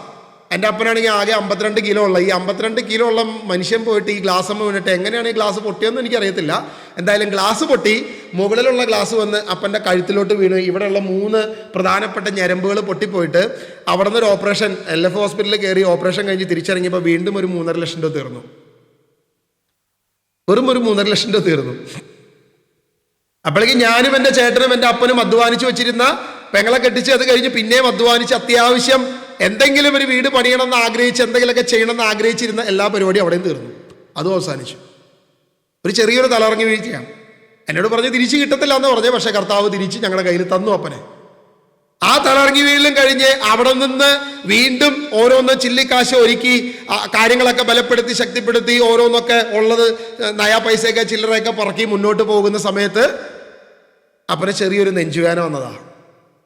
ആ നെഞ്ചുവേദന വന്ന് ഞങ്ങൾ ഹോസ്പിറ്റലിൽ കൊണ്ടുപോയി വീണ്ടും ഒന്ന് തലറങ്ങി വീണ് ഇതുപോലെ തന്നെ കൊണ്ടുപോയി ചെക്ക് ചെയ്തു. സ്ഥിരമായിട്ട് കാണുന്ന ന്യൂറോ ഡോക്ടറിൽ നിന്നും എൻ്റെ വൈഫ് നേഴ്സ് ആയതുകൊണ്ട് അവിടെ നിന്ന് ന്യൂറോ മാറ്റി നേരെ ഒരു കാർഡിയാക് ഡോക്ടറിനെ കാണണം എന്നുള്ളൊരു കൺസൾട്ടേഷൻ വെച്ചു. ഒരു എക്കോ എടുത്തു കഴിഞ്ഞപ്പോൾ ഡോക്ടർ ആ എക്കോൻ്റെ റിസൾട്ട് കണ്ടിട്ട് ആദ്യം ചോദിച്ചത്, ഇതിൻ്റെ അകത്തൊന്നുമില്ലല്ലോ, നമുക്ക് പെട്ടെന്ന് ഹൃദയം ഒന്ന് തുറന്നിട്ട് ചെറുതായിട്ട് 1-2 വാൽവ് ഒന്ന് മാറ്റി വെക്കണം, വേറെ കുഴപ്പമൊന്നുമില്ല, വേഗം അടച്ചൊരു 4 ലക്ഷം രൂപ. പെട്ടെന്നായിക്കോട്ടെ, വേഗം ഉണ്ടാക്കിയൊരു 4 ലക്ഷം രൂപ. അതുള്ളി പറക്കിയിരിക്കുന്നതും കുറേ കടമൊക്കെ വാങ്ങി അവിടെ പോയി ഹാർട്ടിൻ്റെ ഓപ്പറേഷനും കഴിഞ്ഞു. അങ്ങനെ നിൽക്കുമ്പോഴാണ് ഞാൻ ആദ്യമായിട്ട് ധ്യാനത്തിന് വരുന്നത്. അതായത് 7 ഓപ്പറേഷനാണ് എൻ്റെ അപ്പൻ്റെ ശരീരത്തിൽ മൊത്തത്തിൽ ചെയ്തിരിക്കുന്നത്. 1-2 അല്ല, 7 പ്രധാനപ്പെട്ട ഓപ്പറേഷനുകൾ. അപ്പൻ്റെ ജീവിതത്തിൽ അപ്പൻ അധ്വാനിച്ചതും ഞങ്ങളുടെ ചുറ്റുപാടുകളിൽ കരുതിയതും എല്ലാം തീർന്നത് ഈ ഹോസ്പിറ്റലുകാർ കൊണ്ടുപോയി തീർത്തതാണ്. അന്ന് നമുക്കൊരു ബോധമില്ല, ഒരു മെഡിക്കൽ ക്ലെയിം ഇല്ല, മുന്നോട്ട് പോകാൻ വഴിയില്ല. ഈ കയ്യിൽ കൂട്ടി വെക്കുന്നതെല്ലാം കൊണ്ടുപോയി പിശാച് കൊണ്ടുപോയി തിന്നു. പക്ഷെ ദൈവം എന്നെ ഒരു ജീസസ് വിഷൻ ഡെലിവറൻസ് മിനിസ്ട്രി എന്നൊരു മിനിസ്ട്രിയിലേക്ക് കൊണ്ടുവന്നു. കർത്താവ് എൻ്റെ ഭവനത്തിന്റെ നിന്നയെ മാറ്റി. എൻ്റെ ഭവനത്തിന്റെ മേലുള്ള അന്ധകാരത്തെ ദൈവം എടുത്തു കളഞ്ഞു. എൻ്റെ ഭവനത്തിന്റെ മേലുള്ള തിന്മയുടെ ശക്തിയെ ദൈവം എടുത്ത് മാറ്റിയ അന്നു മുതൽ ദൈവം എന്നെ വിടുവിച്ചു. അതിൻ്റെ അപ്പുറത്തോട്ട് പിന്നെ ഹോസ്പിറ്റലിൽ കയറാൻ ദൈവം ഇടയാക്കിയിട്ടില്ല. ഒരു ഓപ്പറേഷനും എൻ്റെ അപ്പൻ്റെ ശരീരത്തിൽ ചെയ്തിട്ടില്ല. ഒരു പ്രധാനപ്പെട്ട പ്രതികൂലങ്ങളും എൻ്റെ ജീവിതത്തിലോ എൻ്റെ കുടുംബത്തിലോ വന്നില്ല. ഒരു പണവും ഹോസ്പിറ്റലിൽ കൊണ്ടുപോയി കളയുവാൻ എന്നെ ദൈവം അനുവദിച്ചില്ല. പിന്നീട് അപ്പൻ മരിക്കുന്നത് വരെ 7 വർഷക്കാലം കർത്താവിന്റെ വചനം വായിച്ച് അനുദിനം വിശുദ്ധ കുർബാനയ്ക്ക് പോയി തിരിച്ചു വന്ന് ബൈബിൾ വായിച്ച് ആരെങ്കിലും കണ്ട കർത്താവിനെ കുറിച്ച് പറഞ്ഞ് മുന്നോട്ട് പോകാൻ എൻ്റെ ദൈവം അനുവദിച്ചു. ഒരു ഹോസ്പിറ്റലിലും പണം കൊണ്ടുപോയി എൻ്റെ ദൈവം എന്നെ നിന്നയിൽ മാറ്റിയ ദിവസം മുതൽ, അന്ധകാരത്തിൽ നിന്ന് മാറ്റിയ ദിവസം മുതൽ എൻ്റെ കുടുംബത്തിൽ പ്രകാശം കാണാൻ തുടങ്ങി. അതിനു മുൻപ് നാട്ടുകാർ മുഴുവൻ നോക്കി, അയ്യോ അന്തോണിക്കുട്ടി വീണ്ടും ഹോസ്പിറ്റലായോ, അന്തോണിക്കുട്ടീനെ വീണ്ടും ഓപ്പറേഷൻ ചെയ്തോ. എൻ്റെ അപ്പൻ്റെ പേര് ആന്റണി എന്നാണെങ്കിലും നാട്ടുകാരെല്ലാവരും ഓമനിച്ച് വിളിക്കുന്ന അന്തോണിക്കുട്ടി എന്നാണ്. അത് വീണ്ടും ഹോസ്പിറ്റലായോ, അത് വീണ്ടും അപ്പൊ അവൻ്റെ കാര്യം പറഞ്ഞിട്ട് കാര്യമില്ല, അതിങ്ങനെയാണ്. അതായത് ഒരു പഴഞ്ചൊല്ല് പോലെയായി. എൻ്റെ അപ്പൻ ഹോസ്പിറ്റലാണെന്ന് പറയുന്നത് നാട്ടുകാർക്ക് ഒരു പുതുമയില്ലാത്ത കാര്യമാണ്. അതൊരു പഴഞ്ചൊല്ല് പോലെ. വീണ്ടും ശരി വീണ്ടും. പക്ഷെ അവിടെ നിന്ന് നേരെ തിരിച്ച് എൻ്റെ ദൈവം എന്നെ നടത്തിയത് ഞാൻ കണ്ടു, അനുഭവിച്ചു. എൻ്റെ ജീവിതത്തിൽ തൊട്ടനുഭവിക്കുന്ന യാഥാർത്ഥ്യങ്ങളായിരുന്നു. ദൈവം ഇസ്രായേലിനോട് പറയുക, ജോഷുവയോട് പറയുക, ജോഷുവേ, നീ 400 വർഷക്കാലം ഈജിപ്തിന്റെ അടിമത്തത്തിലായിരുന്നു. നിന്റെ നിന്നയെ മാറ്റി ദൈവം നിന്നെ പ്രകാശത്തിലേക്ക് കൊണ്ടുവന്നതിന്റെ പ്രതീകമായി നീ പേരിടുക ഗിൽഗാൽ. ഇന്ന് നമ്മുടെ ജീവിതത്തിൽ, നമ്മുടെ ഓരോരുത്തരുടെയും ജീവിതത്തിലേക്ക് തിരിഞ്ഞു നോക്കുക. ഞാൻ എൻ്റെ ലൈഫാണ് പറഞ്ഞത്, എൻ്റെ അനുഭവം പറഞ്ഞത്. നിങ്ങളുടെയൊക്കെ ജീവിതത്തിൽ ഈ ഒരു മേഖലയുണ്ടാവും. നമ്മുടെ നിന്നയെ ദൈവം മാറ്റി ഒരു മേഖല. ഇതൊരു ക്രിസ്തീയ ജീവിതത്തിന്റെ പാറ്റേണാണ്, ഒരു ക്രിസ്തീയ ജീവിതത്തിന്റെ കാലഘട്ടങ്ങളാണ് നമ്മളെ ദൈവം കാണിച്ചു തരുന്നത്. നമ്മൾ ക്രിസ്തീയ ജീവിതത്തിലായിരിക്കുമ്പോൾ നടത്തുന്ന വഴികളാ ദൈവം നമുക്ക് ഈ ഏലിയായിലൂടെയും ഏലീഷായിലൂടെയും ഈ 4 സ്ഥലത്തെക്കുറിച്ചും ഗിൽഗാലും ബഥേലിനൊക്കെ കുറിച്ച് നമ്മളോട് പറയുന്ന ഈ കാര്യമാണ്. നിന്നെ ദൈവം ഗിൽഗാലിലൂടെ നടത്തിയപ്പോ നിന്റെ അന്ധതയെ, നിന്റെ ആ അന്ധകാരത്തിന്റെ മേഖലകളെ, നിന്റെ നിന്നയെ ദൈവം മാറ്റിയിട്ടുണ്ടെന്ന് ചിന്തിച്ചു നോക്കുക. നമ്മുടെയൊക്കെ ജീവിതത്തിൽ ഈ മേഖല ഉണ്ടെങ്കിൽ ഒരു നിമിഷം നമ്മുടെ കണ്ണുകൾ അടച്ചേ കർത്താവിനോട് പറഞ്ഞേ, കർത്താവേ, ഞാനിന്ന് ഗിൽഗാലിൽ നിന്ന് പുറപ്പെടുകയാണ്. കാരണം എൻ്റെ ദൈവം എന്നെ നിന്നയിൽ നിന്ന് മാറ്റി, എൻ്റെ ദൈവം എന്നെ അപകീർത്തിയിൽ നിന്ന് മാറ്റി, എൻ്റെ ദൈവം അന്ധകാരത്തിന്റെ ഭവനത്തിൽ ബന്ധനത്തിലായിരിക്കുന്ന അവസ്ഥയിൽ നിന്നും എന്നെ വിടുവിച്ചു. എൻ്റെ ദൈവം എന്നെ മാറ്റിയെങ്കിൽ എൻ്റെ യേശുവിനെ അറിയുവാൻ, എൻ്റെ കർത്താവിനെ അറിയുവാൻ എൻ്റെ ദൈവം എന്നെ ബലപ്പെടുത്തിയെങ്കിൽ അത് എത്ര ശ്രേഷ്ഠമാണ്. കർത്താവേ, ഞാൻ നിന്നെ ആരാധിക്കുന്നു, ഞാൻ നിന്നെ സ്തുതിക്കുന്നു, ഞാൻ നിന്നെ മഹത്വപ്പെടുത്തുന്നു. എൻ്റെ അന്ധകാരത്തിൽ നിന്നും നിന്നയിൽ നിന്നും മാറ്റിയ ദൈവത്തെ ഞാൻ സ്തുതിക്കുന്നു, ഞാൻ ആരാധിക്കുന്നു. കർത്താവേ, ഹല്ലേലൂയ. യേശുവേ ആരാധന, യേശുവെ സ്തുതിക്കുന്നു, യേശുവെ മഹത്വപ്പെടുത്തുന്നു. ഏലിയായെയും ഏലീഷായെയും ഗിൽഗാലിൽ നിന്നും പുറപ്പെടുന്നത് ദൈവം നമ്മളെ കാണിക്കുന്നത്, നിനക്കൊരു സ്വർഗരാജ്യമുണ്ട്. ഏലിയ സ്വർഗത്തിലേക്ക് എടുക്കപ്പെടുന്നത് പോലെ നിന്നെ എടുക്കുന്ന ഒരു ദൈവമുണ്ട്, നമ്മളെ എടുക്കുന്ന ഒരു ദൈവമുണ്ട്, ദൈവരാജ്യത്തിലേക്ക് നമ്മളെ കൊണ്ടുപോകുന്ന ഒരു ദൈവമുണ്ട്. അതിന്റെ ഒന്നാമത്തെ സ്റ്റെപ്പാണ് നിന്റെ അന്ധകാരത്തിൽ നിന്നും നിന്റെ നിന്നയിൽ നിന്നും ദൈവം മാറ്റിയത് എന്ന് നമ്മൾ തിരിച്ചറിയണം. ആ തിരിച്ചറിഞ്ഞു കഴിഞ്ഞാൽ അവനൊരു പുറപ്പാടുണ്ട്. ആ പുറപ്പാടിന്റെ സ്വഭാവം, പുറപ്പാടിന്റെ ജീവിതം നമ്മളിൽ ഉണ്ടാകണമെന്ന് ദൈവം നമ്മളോട് വ്യക്തമായിട്ട് പറയുകയാണ്. ഈ ഗിൽഗാലിന്റെ പ്രത്യേകത നിങ്ങൾ ശ്രദ്ധിച്ചോ? അത് നമ്മൾ ജോഷുവയുടെ പുസ്തകം 5-ാം അധ്യായം നമ്മൾ വായിച്ചുകൊണ്ടിരിക്കുന്നത് 5-ന്റെ 10-ാം വാക്യം മുതൽ നമ്മൾ വായിക്കാം. 9 നമ്മൾ വായിച്ചു, 10-ാം വാക്യം മുതൽ നമ്മൾ വീണ്ടും വായിക്കാം. നിങ്ങളെല്ലാം ബൈബിളിൽ എടുത്ത് നമ്മൾ വായിച്ചു. ഇസ്രായേൽ ജനം ജെറീക്കോ സമതലത്തിൽ ഗിൽഗാലിൽ താവളമടിച്ചു. ആ മാസം 14-ാം ദിവസം വൈകുന്നേരം അവർ അവിടെ പെസഹ ആഘോഷിച്ചു. പിറ്റേ ദിവസം അവർ ആ ദേശത്തെ വിളവിൽ നിന്നും ഉണ്ടാക്കിയ പുളിപ്പില്ലാത്ത അപ്പവും വറുത്ത ഗോതമ്പ് ഭക്ഷിച്ചു. പിറ്റേന്ന് മുതൽ മന്ന വർഷിക്കാതെയായി. ഇസ്രായേൽ ജനത്തിന് പിന്നീട് മന്ന ലഭിച്ചില്ല. അവർ ആ വർഷം മുതൽ കാനാൻ ദേശത്തെ ഫലം കൊണ്ട് ഉപജീവനം നടത്തി. ഇതെന്തിനെ സൂചിപ്പിക്കുന്നു? ഈ ഗിൽഗാലിൽ നിന്നുള്ള പുറപ്പാട് എന്തിനെ ഏലിയായിലും ഏലീഷായിലും സൂചിപ്പിക്കുന്നു എന്ന് ചോദിച്ചാൽ, അത് കൃത്യമായി ഇവിടെ ഈ ഗിൽഗാൽ എന്ന വാക്ക് വായിക്കുമ്പോൾ, ജോഷുവയുടെ പുസ്തകം 5-ന്റെ 9 മുതൽ വായിക്കുമ്പോൾ നമ്മളോട് പറയുന്നുണ്ട് 2-3 പ്രധാനപ്പെട്ട കാര്യങ്ങളാണ്. ഒന്ന്, പിറ്റേ ദിവസം, അതായത് ആദ്യത്തെ കാര്യം, അവർ അവിടെ നിന്ന് പെസഹ ആഘോഷിക്കുന്നു. ആദ്യം അവരവിടെ പെസഹ ആഘോഷിക്കുന്നു. യേശുക്രിസ്തു പറയുന്ന ഒരു കാര്യം നിങ്ങൾ ശ്രദ്ധിച്ചോ? ആദ്യം ഈ പെസഹായെ കുറിച്ച് നമ്മൾ പെട്ടെന്ന് പോവുകയാണ്, ഒരുപാട് സമയം നമ്മൾ കൊടുക്കുന്നില്ല. ആദ്യം പെസഹ ആഘോഷിക്കുന്ന എവിടെ വെച്ചിട്ടാണ്? ഇസ്രായേൽ ജനം ആദ്യം പെസഹ ആഘോഷിക്കുന്ന എവിടെ വെച്ചിട്ടാണ്? ഈജിപ്തിൽ വെച്ചിട്ടാണ്. ഈജിപ്തിന്റെ അടിമത്തത്തിൽ വെച്ചിട്ടാണ്. ഈജിപ്തിന്റെ അടിമത്തത്തിൽ വെച്ച് പെസഹ ആഘോഷിച്ചതിന് ശേഷം പിന്നീട് ഒരു പെസഹ ആഘോഷിക്കുന്നത് ഈ പറയുന്ന ഗിൽഗാലിൽ താവളം അടിച്ചിട്ടാണ് പിന്നീട് ഒരു പെസഹ ആഘോഷിക്കുന്നത്. ഇത് തന്നെ യേശുക്രിസ്തു പറയുന്നുണ്ട്. പുതിയ പെസഹായെ കുറിച്ച്, പുതിയ ഉടമ്പടിയെ കുറിച്ച് യേശു പറയുമ്പോൾ, ഞാൻ ഈ വീഞ്ഞിൽ നിന്നും നിങ്ങളോട് ഒപ്പം പാനം ചെയ്യുന്നു, എന്നാൽ ഇനി ദൈവരാജ്യത്തിൽ നവമായി പാനം ചെയ്യുന്നത് വരെ മുന്തിരിയുടെ ഫലത്തിൽ നിന്ന് ഞാൻ കഴിക്കില്ല.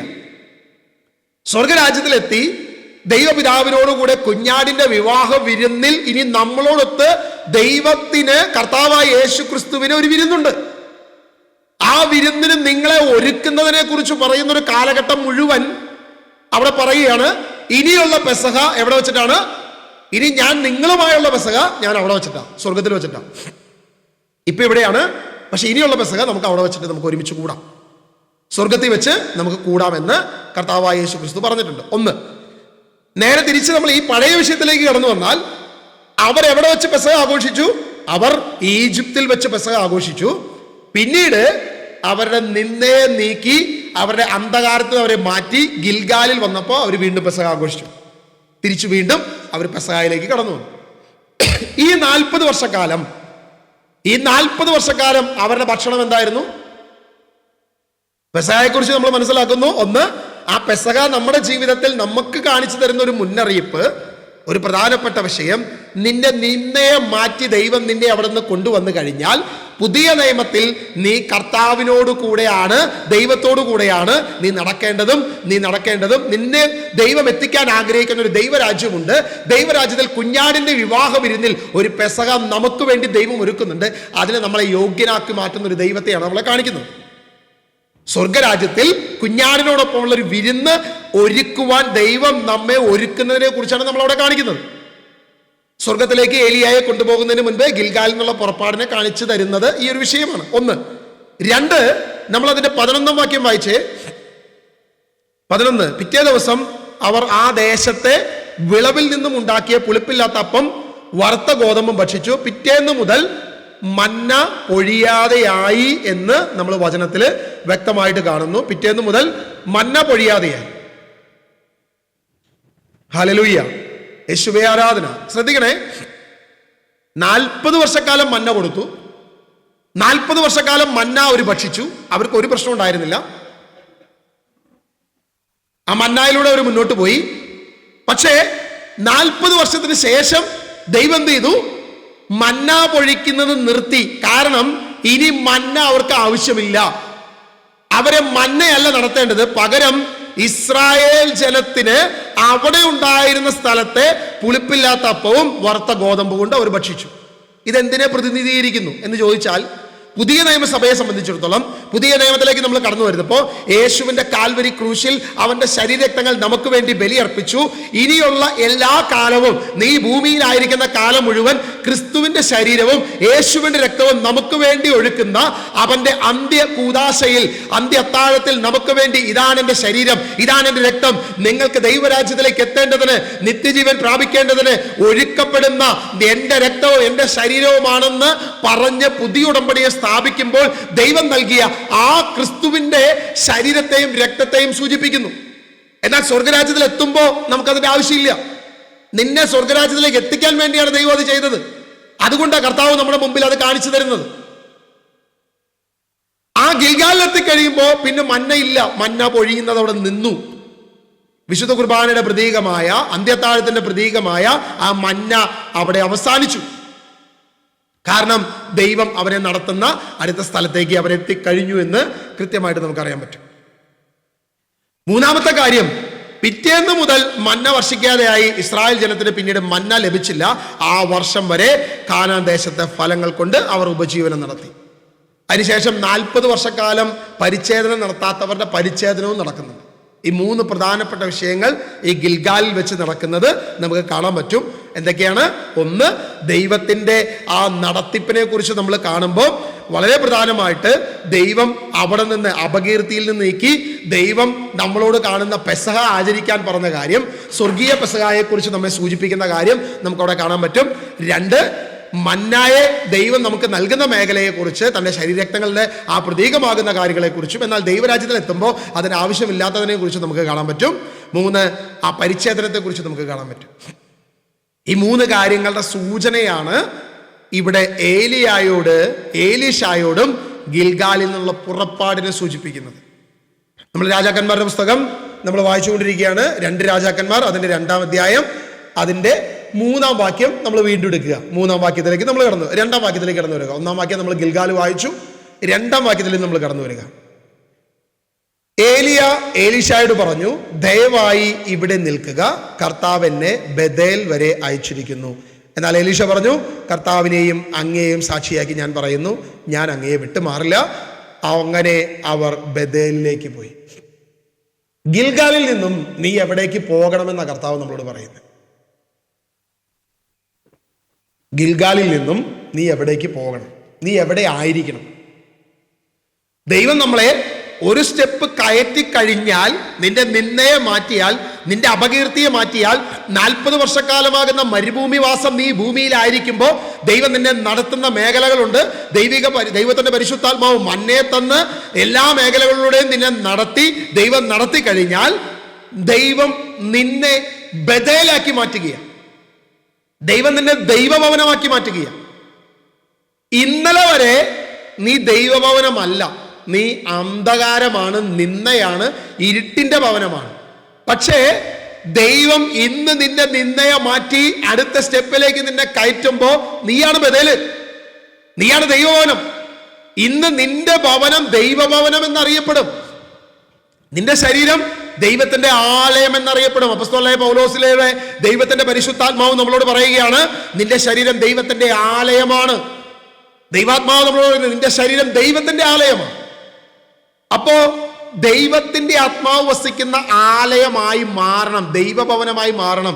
ബഥേലായി നമ്മൾ മാറിക്കോണം, ബഥേലായി നമ്മൾ മാറിക്കൊള്ളണം, ദൈവഭവനമായി നമ്മൾ മാറണം. ഈ ബഥേലായി മാറുന്നതിന്റെ പ്രത്യേകത എന്താണെന്ന് യാക്കോബ് നമ്മളെ പഠിപ്പിക്കുന്നുണ്ട്. യാക്കോബ് തന്റെ ജീവിതത്തിൽ നമ്മെ പഠിപ്പിക്കുന്നുണ്ട്. ഉൽപ്പത്തി പുസ്തകം അതിന്റെ 28 അധ്യായം എടുത്താൽ നമുക്ക് ആ കാര്യങ്ങൾ നമുക്ക് പഠിക്കാൻ പറ്റും. ഉൽപ്പത്തി 28 അധ്യായം അതിന്റെ 13 മുതൽ വാക്യങ്ങൾ നമ്മൾ വായിക്കുകയാണ്. ആദ്യം നമുക്ക് 19 വാക്യം ഒന്ന് വായിക്കാം. 19 വാക്യം. അവൻ ആ സ്ഥലത്തിന് ബഥേൽ എന്ന് പേരിട്ടു. ലൂസ് എന്നായിരുന്നു ആ പട്ടണത്തിന്റെ ആദ്യത്തെ പേര്. ലൂസ് ആയിരുന്നു അത്, പഴയ പേര് ലൂസ് എന്നായിരുന്നു. ലൂസിന്റെ അർത്ഥം നമ്മൾ നോക്കിയല്ലോ, എന്തായിരുന്നു രക്ഷപ്പെടുത്തേ? ബദാം ട്രീയുടെ സ്ഥലം. ബദാം ട്രീ നിൽക്കുന്ന സ്ഥലത്തെ അങ്ങനെ എന്താണ് ലൂസ്. ആ ലൂസ് എന്ന പേരിൽ നിന്നും ദൈവം എന്താക്കി? ബഥേൽ എന്നാക്കി. ബഥേൽ എന്ന പേരിന്റെ അർത്ഥം ദൈവഭവനം, ദൈവം വസിക്കുന്ന ഭവനം, ദൈവമായിരിക്കുന്ന ഭവനം എന്നാക്കി മാറ്റി. എന്താണ് ഈ ദൈവഭവനത്തിന്റെ വ്യത്യാസം? ദൈവഭവനത്തിന്റെ ഒരു ചേഞ്ച് എന്താണ് എന്ന് ഒന്ന് ചിന്തിക്കണമെങ്കിൽ 13 വാക്യം നമ്മളൊന്ന് വായിക്കാം. 13 വാക്യം നിങ്ങളെല്ലാവരും 28 13 വാക്യം ഒന്ന് വായിക്കാം. ഗോവണിയുടെ മുകളിൽ നിന്നുകൊണ്ട് കർത്താവ് അരുളി ചെയ്തു, ഞാൻ നിന്റെ പിതാവായ അബ്രഹാമിന്റെയും ഇസഹാക്കിന്റെയും ദൈവമായ കർത്താവാണ്. നീ കിടക്കുന്ന ഈ മണ്ണ് നിനക്കും നിന്റെ സന്തതികൾക്കും ഞാൻ നൽകും. ദൈവം പ്രസ്താവിക്കുന്ന ആ പ്രസ്താവന നിങ്ങൾ സ്ഥിരം പാടുകയും പ്രാർത്ഥിക്കുകയും ആരാധിക്കുകയും ചെയ്യുമ്പോഴൊക്കെ ഉപയോഗിക്കുന്ന വാക്കിൽ ഒരു ചെറിയ വ്യതിയാനം നിങ്ങൾക്ക് കാണാൻ പറ്റിയിട്ടുണ്ടോ? നിങ്ങൾ ശ്രദ്ധിച്ചിട്ടുണ്ടെങ്കിൽ നിങ്ങൾക്ക് മനസ്സിലാവും. ഗോവണിയിൽ നിന്ന് കർത്താവ് അരുളി ചെയ്യുമ്പം 2 പേരുടെ പേരാണ് പറയുന്നത്. നമ്മൾ സ്ഥിരം പറയുമ്പോൾ 3 പേരുടെ പേരാണ് പറയുന്നത്. ഞാൻ അബ്രാഹത്തിന്റെ ദൈവം, ഇസ്ഹാക്കിന്റെ ദൈവം, യാക്കോബിന്റെ ദൈവം എന്ന് പറഞ്ഞ ദൈവത്തിന്റെ ആത്മാവേ ഞങ്ങളുടെ മേൽ കടന്നു വരണമേ എന്നൊക്കെ നമ്മൾ പ്രാർത്ഥിക്കാറുണ്ട്. പക്ഷെ ഇവിടെ കർത്താവ് പറയുമ്പോൾ ഞാൻ നിന്റെ പിതാവായ അബ്രഹാമിന്റെയും ഇസ്ഹാക്കിന്റെയും ദൈവമായ കർത്താവാണ്. യാക്കോബിന്റെ ദൈവം എന്ന് പറയുന്നില്ല. ക്ലിയർ? യാക്കോബിന്റെ ദൈവം എന്ന് പറയുന്നില്ല. എന്നാൽ യാക്കോബിന്റെ ദൈവമാണ് ഈ ദൈവം, യഹോവയായ ദൈവം, സർവശക്തനായ ദൈവം, അബ്രഹാത്തിന്റെയും ഇസ്ഹാക്കിന്റെയും യാക്കോബിന്റെയും ദൈവമാണ്. എന്നാൽ ഈ വാക്യം പറയുമ്പോൾ ദൈവം അബ്രഹാത്തിന്റെയും ഇസ്ഹാക്കിനെയും മാത്രമേ കോട്ട് ചെയ്യുന്നുള്ളൂ, യാക്കോബിനെ പറയുന്നില്ല. യാക്കോബിന്റെ ദൈവം എന്നൊരു വാക്ക് പറയുന്നില്ല. ഞാൻ തുടക്കം പറഞ്ഞൊരു കാര്യം നിങ്ങൾ ശ്രദ്ധിച്ചോ? നമ്മളെ കുറിച്ച് ദൈവം പറയാൻ ഇടയാക്കണം. സെറീന സിസ്റ്ററിനെ കുറിച്ച് ദൈവം പറയണം, എന്റെ മകളാണ് അവൾ, അവളുടെ ദൈവമാണ് ഞാനെന്ന് പറയണം ദൈവം. യാക്കോബിന്റെ പ്രശ്നം അതാ, യാക്കോബിനെ കുറിച്ച് ദൈവം അങ്ങനെ പറയുന്നില്ല. കാരണം എന്ത്? ചിന്തിച്ചു നോക്കുക. യാക്കോബിനെ കുറിച്ച് ദൈവം എന്തുകൊണ്ട്? ദൈവം അബ്രാഹത്തിന്റെ കൂടെ നടന്നു, ദൈവം ഇസ്ഹാക്കിന്റെ കൂടെ നടന്നു. ഇസ്ഹാക്കിനെ വാഗ്ദത്ത പുത്രനായി ദൈവം യാക്കോബിനെ തെരഞ്ഞെടുത്തു. നമ്മൾ വചനത്തിൽ കാണുന്നത് യാക്കോബും ഏസാവും ഉണ്ട്. ഏസാവിനെ തഴയുകയും യാക്കോബിനെ ദൈവം തെരഞ്ഞെടുക്കുകയും ചെയ്തു. അപ്പൊ ജന്മത്തിൽ തന്നെ ദൈവം യാക്കോബിനെ തെരഞ്ഞെടുത്തു. അങ്ങനെ തെരഞ്ഞെടുത്തിട്ടും അങ്ങനെ നടത്തിയിട്ടും സകല കാര്യങ്ങളിലും ദൈവം കൂടെ നടന്നിട്ടും എല്ലാ കാര്യങ്ങളും ഉണ്ടായിട്ടും ദൈവം യാക്കോബിന്റെ ദൈവം എന്ന് പറയുന്നില്ല. യാക്കോബിന്റെ പേര് ദൈവം ഉദ്ധരിക്കുന്നില്ല. എന്തുകൊണ്ട് ദൈവം ഉദ്ധരിക്കുന്നില്ല? ഒറ്റ പ്രശ്നമേ ഉള്ളൂ. യാക്കോബ് അതുവരെ തന്റെ പിതാവിന്റെ ഭവനത്തിലായിരുന്നു. തന്റെ പിതാവിന്റെ ഭവനത്തിലായിരുന്ന യാക്കോബിന് ആകെ അറിയാവുന്നത് എന്റെ പിതാവിന്റെ ദൈവത്തെ അറിയാം, അബ്രഹാമിന്റെ ദൈവത്തെ അറിയാം. എന്റെ പിതാവിന്റെ അപ്പനാണ് അബ്രഹാം. അദ്ദേഹത്തിന്റെ ദൈവം ഹാരാനിൽ നിന്നും ഊറിലേക്ക് കൊണ്ടുവന്നു എന്നും ദൈവം പറഞ്ഞ പ്രവചനം നടത്തിയെന്നും അങ്ങനെ ഒരു ഇസ്ഹാക്ക് എന്ന മകൻ ജനിച്ചു എന്നൊക്കെ യാക്കോബിന് അറിയാം. ആ ഇസ്ഹാക്ക് പഠിപ്പിച്ചു വെച്ച ദൈവത്തെ യാക്കോബിന് അറിയാം. ആ ഇസ്ഹാക്ക് പരിചയപ്പെടുത്തിയ ദൈവത്തെ യാക്കോബിന് അറിയാം. ആ ഇസ്ഹാക്ക് തന്ന ദൈവത്തെ യാക്കോബിന് അറിയാം. അത്രേ യാക്കോബിന് അറിയത്തുള്ളൂ. അതിനപ്പുറത്തോട്ട് യാക്കോബിന് തന്റെ ദൈവത്തെ പേഴ്സണലി ഉള്ള ബന്ധങ്ങൾ കുറവാണ്. അപ്പൊ നമ്മളിൽ പലരും ആദ്യമായി ദൈവത്തിൽ വരുമ്പോൾ നമ്മുടെ പഴയ കാലം ഇപ്പൊ ഞാൻ എൻ്റെ കാര്യം പറയാം, നിങ്ങളുടെ കാര്യം എന്തു ആവട്ടെ, നിങ്ങളുടെ കാര്യം ചിന്തിച്ചാൽ മതി. ഡസ്റ്റിൻ ആന്റണി എന്ന് പറയുന്ന വ്യക്തി ദൈവത്തിൽ ക്രിസ്തുവിൽ ജനിച്ചു എന്ന് വേണമെങ്കിൽ അഭിമാനത്തോടെ പറയാം. ഞാൻ ജനിച്ചപ്പോഴേ ഞാൻ ക്രിസ്ത്യാനിയാണ്, ഞാനൊരു കത്തോലിക്ക ഭവനത്തിൽ ജനിച്ചു, എൻ്റെ അപ്പനും അമ്മയും വിശ്വാസിയായിരുന്നു, എൻ്റെ അപ്പാപ്പനും എൻ്റെ തലമുറകളെല്ലാം വിശ്വാസത്തിലായിരുന്നു, ഞങ്ങളുടെ കുടുംബക്കാരാണ് ഈ ഞങ്ങളായിരിക്കുന്ന ഇടവക പള്ളിക്ക് സ്ഥലം കൊടുത്തത്. ഞങ്ങളുടെ കുടുംബക്കാരാണ് ഞങ്ങളായിരിക്കുന്ന അവിടെ ഒരു സ്കൂളിന് സ്ഥലം കൊടുത്തത്. ഇവിടെയുള്ള പ്രമുഖന്മാർ മുഴുവൻ ഞങ്ങളുടെ കുടുംബക്കാരാണ്. ഇരു ചുറ്റുപാടുകളിലെല്ലാം ഉള്ളത് തലമുറകൾ. അതായത് എൻ്റെ ഇടവക പള്ളിയിൽ 10,000-2,000 കുടുംബം ഉണ്ടെങ്കിൽ ആ കുടുംബത്തിരിക്കുന്ന ആ ഇടവക പള്ളി ഇരിക്കുന്ന ആ പള്ളി ഇരിക്കുന്ന സ്ഥലം മുഴുവൻ കൊടുത്തത് ഞങ്ങളുടെ കുടുംബക്കാരാണ്, ഞങ്ങളുടെ പൂർവികന്മാരാണ്. അതിൻ്റെ എല്ലാ തഴമ്പും എനിക്ക് വേണമെങ്കിൽ പറയാം. എൻ്റെ അപ്പൂപ്പൻ പണ്ട് ആനപ്പുറത്ത് കയറി എൻ്റെ തഴമ്പൊക്കെ എനിക്ക് വേണമെങ്കിൽ ഇങ്ങനെ വെറുതെ പറഞ്ഞുകൊണ്ടിരിക്കാം. ഇത് തള്ളൊന്നുമല്ലോ, ഞാൻ ഒറിജിനലായിട്ട് പറഞ്ഞതാണ്, നുണയൊന്നുമല്ല, ഉള്ള കാര്യമാണ്. അപ്പം ഇതൊക്കെ ഉണ്ട്. എന്നെ ചെറുപ്പത്തിൽ എത്രയോ മാസങ്ങൾ 3 മാസമായി കഴിഞ്ഞപ്പോൾ മാമോദീസ മുക്കിയതാ. അന്ന് മുതൽ ഞാൻ പള്ളി പോകുന്നുണ്ട്, എന്നെ പള്ളി കൊണ്ടുപോകുന്നുണ്ട്. ഇതൊക്കെ ഉണ്ട്, എല്ലാ കാര്യങ്ങളും ഉണ്ട്. 12-ാം വയസ്സിലോ 12 വയസ്സിലോ കണ്ട് ആദുർവാന സ്വീകരണം നടത്തിയതാ, സ്ഥൈര്യലേപനം, എല്ലാ കാര്യങ്ങളും നടത്തി, ഈ പറയുന്ന ചടങ്ങുകൾ സകലതും നടത്തി. പക്ഷെ 26-ാം വയസ്സിലാണ് ഞാൻ എൻ്റെ ക്രിസ്തുവിനെ അറിയുന്നത്. ഐഡികൾ പുതിയതായിട്ട് കയറി വരുമ്പം ചിലപ്പോൾ അൺമ്യൂട്ട് ചെയ്യാൻ മ്യൂട്ടായിട്ട് കയറി വരുന്നതായിരിക്കും, അല്ല അൺമ്യൂട്ടായിട്ട് കയറി വരുന്നതായിരിക്കും. റിസീവർ ഒന്ന് കറക്റ്റ് ചെയ്തേക്കെ സെറ്റിങ്സ്. ആമീൻ, ഹല്ലേലൂയ. യേശുവേ ആരാധന, യേശുവേ സ്തുതിക്കുന്നു, യേശുവേ മഹത്വപ്പെടുത്തുന്നു. അപ്പൊ ഇതെല്ലാം ഉണ്ടായിരുന്നിട്ടും, ഈ പറയുന്ന തഴമ്പും ഈ പറയുന്ന പാരമ്പര്യവും എല്ലാം ഉണ്ടായിരുന്നിട്ടും 26-ാം വയസ്സിലാണ് ഞാൻ എൻ്റെ യേശുവിനെ അറിയുന്നത്. 26 വയസ്സ് വരെ എനിക്കറിയാവുന്ന യേശു എൻ്റെ അപ്പൻ അന്തോണിക്കുട്ടിയുടെ, എൻ്റെ അപ്പൻ ആന്റണിയുടെ യേശുവിനെ എനിക്കറിയാം. എൻ്റെ അമ്മ പകർന്നൊരു യേശുവിനെ അറിയാം. അതാകെ അറിയാവുന്ന മറ്റേ സംഭവമാണ്, മറ്റേ താടിക്കാരൻ, ഇങ്ങനെ ഇരിക്കുന്ന ആള്, തല്ലാൻ വരുന്ന, നീ ഉടായ്പ കാണിച്ച നിന്നെ ഇടിക്കാൻ വരുന്ന ആ കർത്താവിനെ മാത്രമേ എനിക്കറിയത്തുള്ളൂ. സ്നേഹമുള്ള, എന്നെ വീണ്ടെടുക്കുന്ന, എൻ്റെ വീണ്ടെടുപ്പുകാരനായ, എൻ്റെ പാപങ്ങൾ ഏറ്റെടുത്ത, എനിക്ക് വേണ്ടി ക്രൂശിൽ മരിച്ച എൻ്റെ ക്രിസ്തുവിനെ എനിക്ക് അറിയത്തില്ലെന്ന്. പിന്നെ എനിക്കറിയാം ഉണ്ണിയേശു, ഞങ്ങളുടെ ഇടവക മധ്യസ്ഥൻ ഉണ്ണിയേശു. ആ ഉണ്ണിയേശുവിനെ എനിക്കറിയാം. എന്ത് പറഞ്ഞാലും പ്രത്യേകിച്ച് ഒരു പ്രതികരണമില്ലാതെ ഇങ്ങനെ പാവം ഇങ്ങനെ ഇരിക്കുന്ന ഒരു കുഞ്ഞു ഉണ്ണിയേശു. കയ്യിലൊരു കൊന്തയുണ്ട് ഞങ്ങളുടെ ഉണ്ണിയേശുവിന്. ഉണ്ണിയേശു മാതാവിനോട് പ്രാർത്ഥിക്കുക, ഞങ്ങളുടെ ഉണ്ണിയേശു. അങ്ങനെ ഒരു ഉണ്ണിയേശുവിനെ മാത്രമേ എനിക്ക് അറിയത്തുള്ളൂ. വേറെ യഥാർത്ഥ കർത്താവിനെ എനിക്ക് അറിയത്തില്ല. എനിക്ക് ആകെ അറിയാവുന്നത് എൻ്റെ അപ്പൻ എനിക്ക് തന്ന കർത്താവിനെ എനിക്കറിയാം, എൻ്റെ അമ്മ എനിക്ക് തന്ന യേശുവിനെ എനിക്കറിയാം. ഈ ഉണ്ണിയേശുവിനെയും ഈ കർത്താവിനെ എനിക്കറിയാം. പക്ഷെ യഥാർത്ഥ ദൈവത്തെ എനിക്ക് അറിയത്തില്ല. യഥാർത്ഥ ദൈവത്തെ നീ അറിയുന്നില്ലെങ്കിൽ ദൈവം ഒരിക്കലും നിന്നോട് പറയത്തില്ല ഡെസ്റ്റിന്റെ ദൈവം എന്ന് പറയത്തില്ല. കർത്താവ് ഒരിക്കലും പറയുന്നില്ല. അത് തന്നെയാണ് ഇവിടെ യാക്കോബിന്റെ പ്രശ്നം. യാക്കോബിന് ആകെ അറിയാവുന്നത് അബ്രാഹത്തിന്റെ ദൈവത്തെ അറിയാം, ഇസ്ഹാക്കിന്റെ ദൈവത്തെ അറിയാം. അബ്രഹാവും ഇസ്ഹാക്കും എന്നെ കാണിച്ചു തന്ന ആ ദൈവത്തെ മാത്രം ആർക്കറിയാം? യാക്കോബിന് അറിയാം. പക്ഷെ യാക്കോബ് ഇതൊരു ആ ദൈവത്തെ കണ്ടിട്ടില്ല. യാക്കോബ് ഇതൊരു ആ ദൈവവുമായിട്ടൊരു ബന്ധമില്ല. പേഴ്സണലി ആ ദൈവത്തിന്റെ ഒരു എൻകൗണ്ടർ യാക്കോബിന് കിട്ടിയിട്ടില്ല. ദൈവമായിട്ടൊരു ബന്ധം യാക്കോബ് സ്ഥാപിച്ചിട്ടില്ല. ആകെ അപ്പൻ പറയുന്ന തയമ്പ് മാത്രമേ യാക്കോബിനുള്ളൂ. അതാണ് 13-ാം വാക്യത്തിൽ നമ്മളോട് പറയുന്നത്. ദൈവം യാക്കോബിനോട് പറയുകയാണ്, നിന്റെ പിതാവായ അബ്രഹാമിന്റെയും ഇസ്ഹാക്കിന്റെയും ദൈവമായ കർത്താവാണ് ഞാൻ. നീ കിടക്കുന്ന ഈ മണ്ണ് നിനക്ക് നിന്റെ സന്തതികൾക്ക് ഞാൻ നൽകുമെന്ന് പറയുക. അവിടെയാണ് നമ്മൾ 19-ാം വാക്യത്തിലേക്ക് വരുമ്പം യാക്കോബ് ആ ദൈവത്തെ കണ്ടപ്പോ, ദൈവം യാക്കോബിനോട് സംസാരിച്ചപ്പോ, പേഴ്സണലി ദൈവം യാക്കോബുമായി ഇടപെട്ടപ്പോ, യാക്കോബുമായി ഒരു ബന്ധം സ്ഥാപിച്ചപ്പോ യാക്കോബിന് ഒരു കാര്യം മനസ്സിലായി. എൻ്റെ അപ്പന്റെ ദൈവം ജീവിക്കുന്ന ദൈവമാ, എൻ്റെ അപ്പന്റെ ദൈവം വിടുവിക്കുന്ന ദൈവമാ, എൻ്റെ അപ്പന്റെ ദൈവം നടത്തുന്ന ദൈവമാ, എൻ്റെ അപ്പന്റെ ദൈവം ശക്തനായ ദൈവമാ.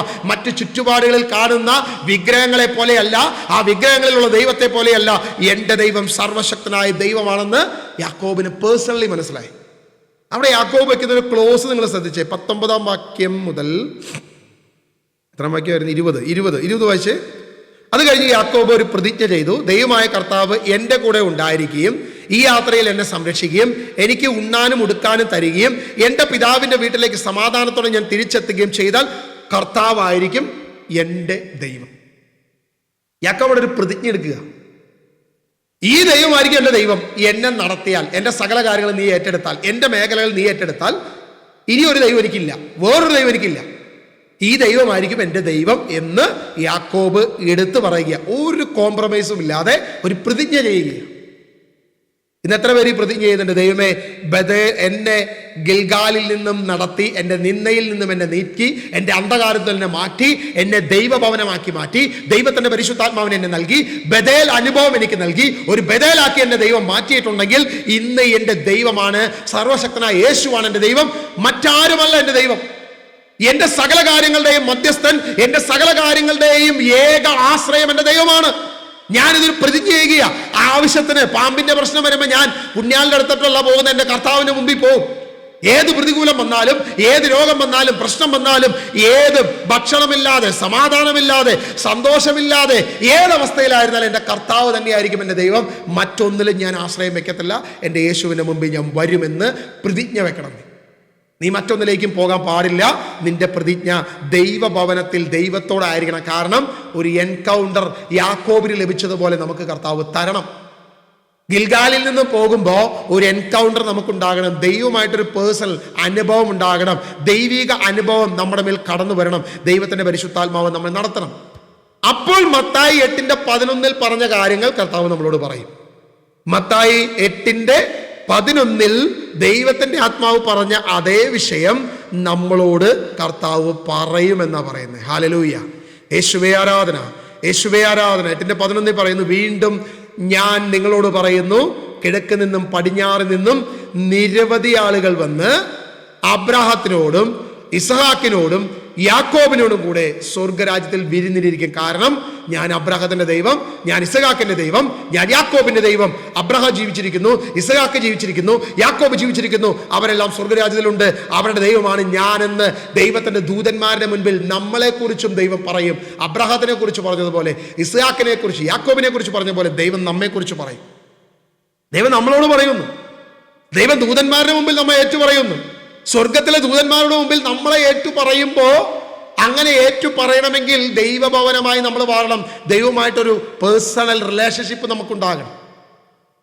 ഇതാണ് ഏലിയായും ഏലിഷായും ഗിൽഗാലിൽ നിന്ന് ബഥേലിലേക്ക് പോയതിനെ സൂചിപ്പിക്കുന്നത്. ഈ ബഥേലിലേക്ക് പോകുമ്പോൾ ദൈവം സൂചിപ്പിക്കുന്ന മേഖല ഇതാ. കാനാൻ ദേശത്തിന്റെ ആദ്യത്തെ സ്ഥലമാണ് ഗിൽഗാല്. നമുക്കറിയാം, ഈ ജോർദാന്റെ ഇക്കരെയാണ് ആദ്യം ചില ദേശങ്ങൾ, ചില ഗോത്രങ്ങൾ നിൽക്കുന്നത്. ഒരു 2 ഗോത്രങ്ങളും ചില അർദ്ധഗോത്രങ്ങളും ജോർദാന്റെ ഇപ്പറ വന്ന് നിൽക്കുന്നത് നമ്മൾ വായിക്കുന്നുണ്ട്. സംഖ്യാപുസ്തകത്തില് അതിന് 31-ാം അധ്യായത്തിലൊക്കെ നമ്മൾ 32-ലൊക്കെ വായിക്കുന്നുണ്ട്. എന്നാൽ വാഗ്ദത്തമായ ജെറുസലേം എന്ന് പറയുന്നത്, അല്ലെങ്കിൽ ഇസ്രായേൽ എന്ന് പറയുന്നത് ജോർദാന്റെ അക്കരെയാണ്. ദൈവത്തിന്റെ വാഗ്ദത്തം ജോർദാൻ കടന്ന അക്കരെയാണ്. എന്നാൽ ചില ഗോത്രങ്ങൾ ആ ദൈവത്തിന്റെ വാഗ്ദത്തം പാലിക്കാതെ ഇപ്പുറത്ത് നിൽക്കുന്നത് നമ്മൾ സംഖ്യാപുസ്തകം 32-ൽ നമ്മൾ വായിക്കുന്നുണ്ട്. അത് 1 മുതൽ നമ്മൾ വായിച്ചാൽ നമ്മൾ ഈ കാര്യം കാണാം. 1-ാമത്തെ വാക്യം 17-ാം വാക്യമൊക്കെ വായിക്കുമ്പോൾ നമ്മൾ ഈ വിഷയം വളരെ ഡീറ്റെയിൽ ആയിട്ട് വെക്കുന്നുണ്ട്. ഞാൻ ആ വിഷയത്തിലേക്ക് കൂടുതലായിട്ട് പോകുന്നില്ല. നിങ്ങൾ വേണമെങ്കിൽ അതൊന്ന് ചർച്ചയ്ക്ക്, നിങ്ങൾക്ക് ഒരു ആത്മീയ ഉണർവിന് വേണ്ടി നിങ്ങളത് വായിക്കുന്നതൊക്കെ നല്ലതായിരിക്കും. സംഖ്യാപുസ്തകം നോട്ട് ചെയ്ത് വെച്ചോ. സംഖ്യ 32-ന്റെ 1 മുതൽ വാക്യങ്ങൾ. അതായത് അവിടെ കാണുന്ന വിഷയം ഇതാണ്: വാഗ്ദത്തമായ ജെറുസലേം അപ്പുറത്ത്, കാനാൻ ദേശം അപ്പുറത്ത് കിടന്നിട്ടും 12 ഗോത്രങ്ങളിലെ ചില ഗോത്രങ്ങൾ വാശി പിടിച്ച്, അത് വേണ്ട മോശെ, ഞങ്ങൾ ആടുമാടുകൾ കൂടുതലുണ്ട്, ഞങ്ങൾ ആളുകൾ കൂടുതലുണ്ട്, അതുകൊണ്ട് ജോർദാന്റെ അക്കരയ്ക്ക് ഞങ്ങൾ വരുന്നില്ല, ഈ ദേശത്ത് ഞങ്ങൾ നിന്നോളാം, ഞങ്ങൾ ഇവിടെ കഴിഞ്ഞോളാം, ഞങ്ങൾ അപ്പുറത്തേക്ക് വരുന്നില്ല. എന്നാൽ ഞങ്ങളുടെ പുരുഷന്മാരെല്ലാം യുദ്ധത്തിനപ്പുറത്തേക്ക് വരും, ഞങ്ങളുടെ സഹോദര ഗോത്രങ്ങൾക്ക് വേണ്ടി യുദ്ധം ചെയ്യാൻ ഞങ്ങൾ അപ്പുറത്ത് വരും, അവിടെ ഞങ്ങൾ യുദ്ധം ചെയ്യും, ഞങ്ങൾ അപ്പുറത്ത് വന്ന് നിങ്ങളുടെ എല്ലാ കാര്യങ്ങളും നോക്കിയിട്ട് തിരിച്ച് ഞങ്ങൾ ജോർദാന്റെ ഇക്കരെ തന്നെ തിരിച്ചു വന്ന് ഞങ്ങൾ ഇവിടെ ആയിരുന്നോളാം എന്ന് പറയുന്ന ഒരു വാക്കുകളും വിഷയങ്ങളും നമ്മളവിടെ കാണുന്നുണ്ട്. സംഖ്യാപുസ്തകം 32-ൽ നമ്മളത് കാണുന്നുണ്ട്. ഇവിടെ എൻ്റെ ഒരു തോന്നലാണ്, എൻ്റെ ഒരു ചിന്തയാണ്. ഞാൻ എൻ്റെ പൂർണ്ണരൂപം ഞാൻ പറയുന്നില്ല, എൻ്റെ ഒരു ചിന്ത ഞാനത് പങ്കുവെക്കുക. ക്രിസ്ത്യാനിയുടെ യഥാർത്ഥ ലക്ഷ്യം സ്വർഗരാജ്യമാണ്, വാഗ്ദത്ത ദേശമാണ്. സ്വർഗരാജ്യമായ വാഗ്ദത്ത ദേശമാണ് നിന്റെ സ്വപ്നം, നിന്റെ സ്വർഗം നിന്റെ പ്രത്യാശയാണ് എന്നൊക്കെ ഉണ്ടെങ്കിലും ഇന്ന് ക്രിസ്ത്യാനിയുടെ പ്രത്യാശ നഷ്ടപ്പെട്ടു. സ്വർഗത്തെ നോക്കി ആ പ്രത്യാശയിൽ മുന്നോട്ട് പോകുന്ന ആളുകൾ കുറവാ. പകരം നമ്മുടെ പ്രത്യാശ ഇന്ന് മാറി, സ്വർഗത്തെ നോക്കിയുള്ള പ്രത്യാശ മാറി. നമ്മൾ എവിടേക്കാ ഇന്ന്? ക്രിസ്ത്യാനിയുടെ പ്രത്യേകമായ പ്രത്യാശ, ശുദ്ധീകരണ സ്ഥലമൊക്കെ മതി, അവിടെ നിന്ന് എങ്ങനെയെങ്കിലൊക്കെ രക്ഷപ്പെടാം എന്ന ചിന്തയിലേക്ക് മാറി.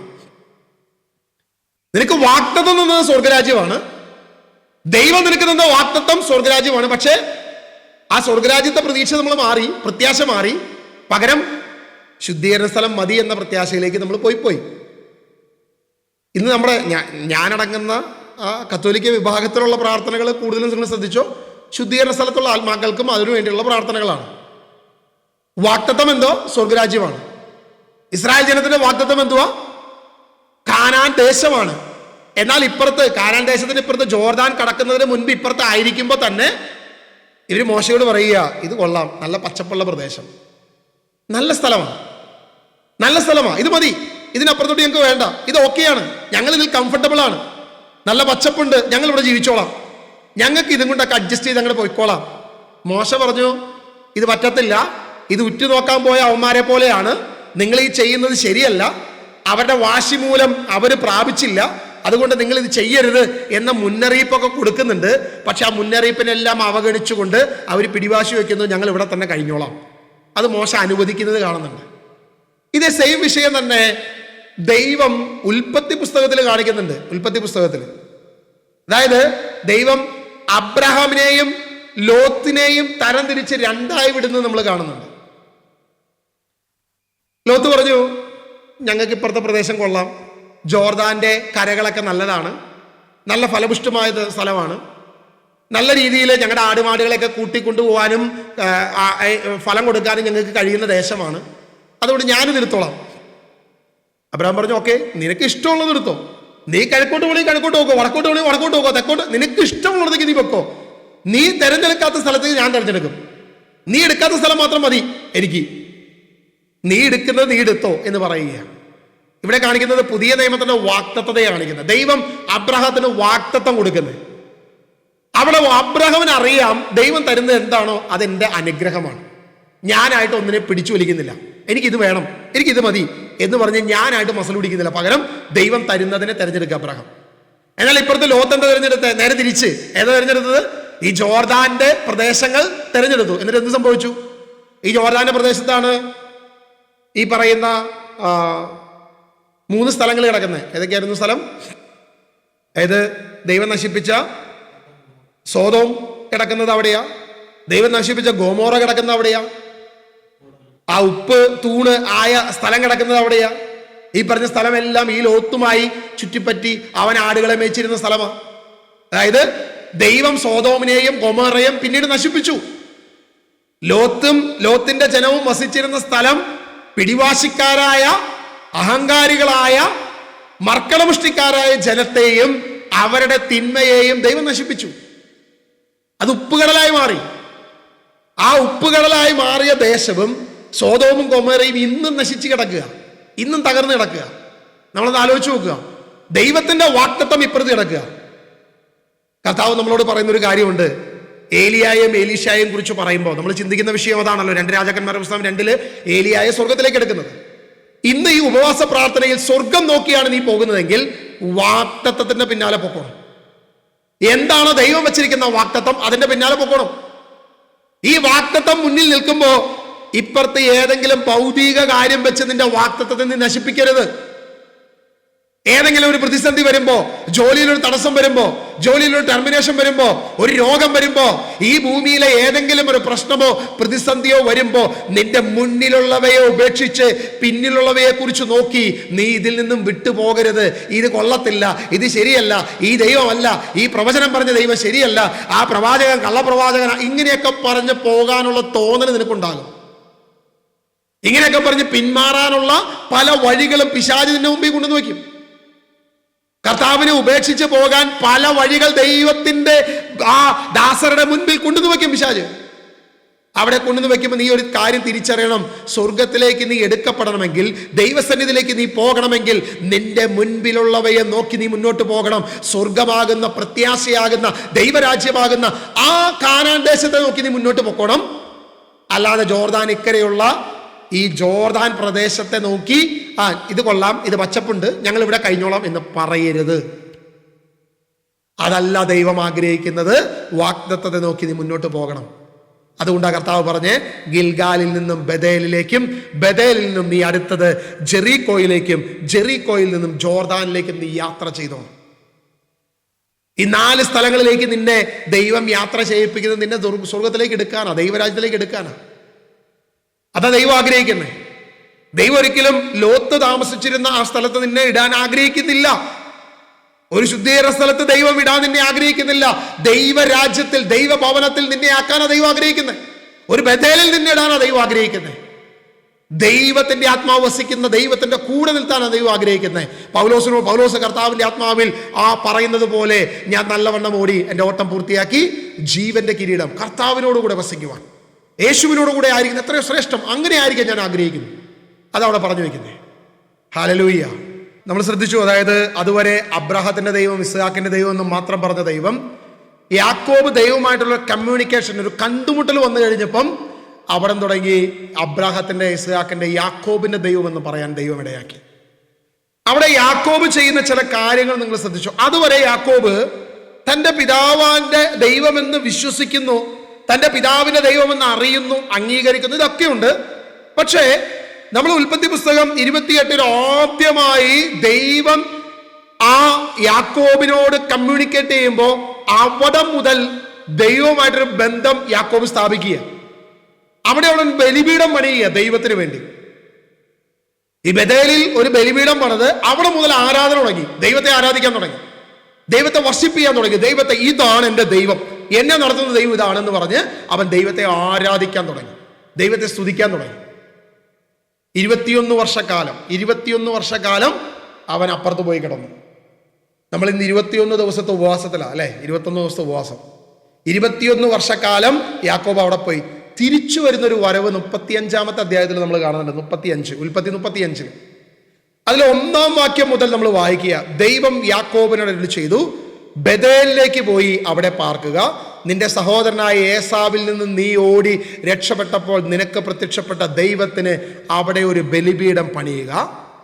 അതുകൊണ്ട് യാക്കോബ് തൻ്റെ കുടുംബാംഗങ്ങളോടും കൂടെ ഉണ്ടായിരുന്ന എല്ലാവരോടും പറഞ്ഞു, നിങ്ങളുടെ പക്കലുള്ള അന്യദേവന്മാരെ ദൂരെ കളയുക, എല്ലാവരും ശുദ്ധി വരുത്തി വസ്ത്രങ്ങൾ മാറുക, നമുക്ക് ബഥേലിലേക്ക് പോകാം.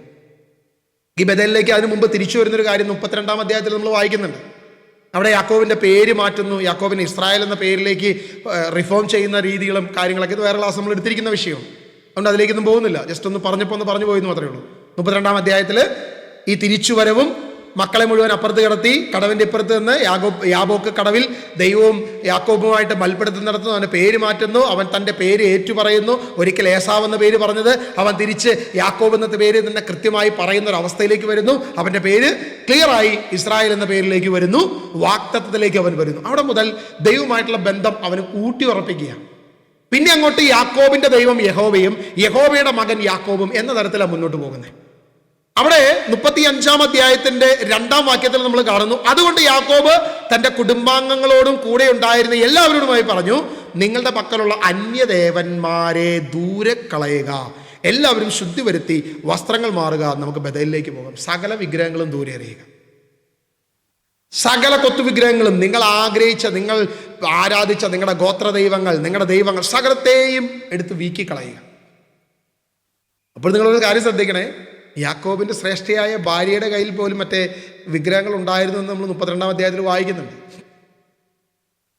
അതായത് ഇവര് മുഴുവൻ ദൈവത്തെ അറിഞ്ഞത് ആരാ?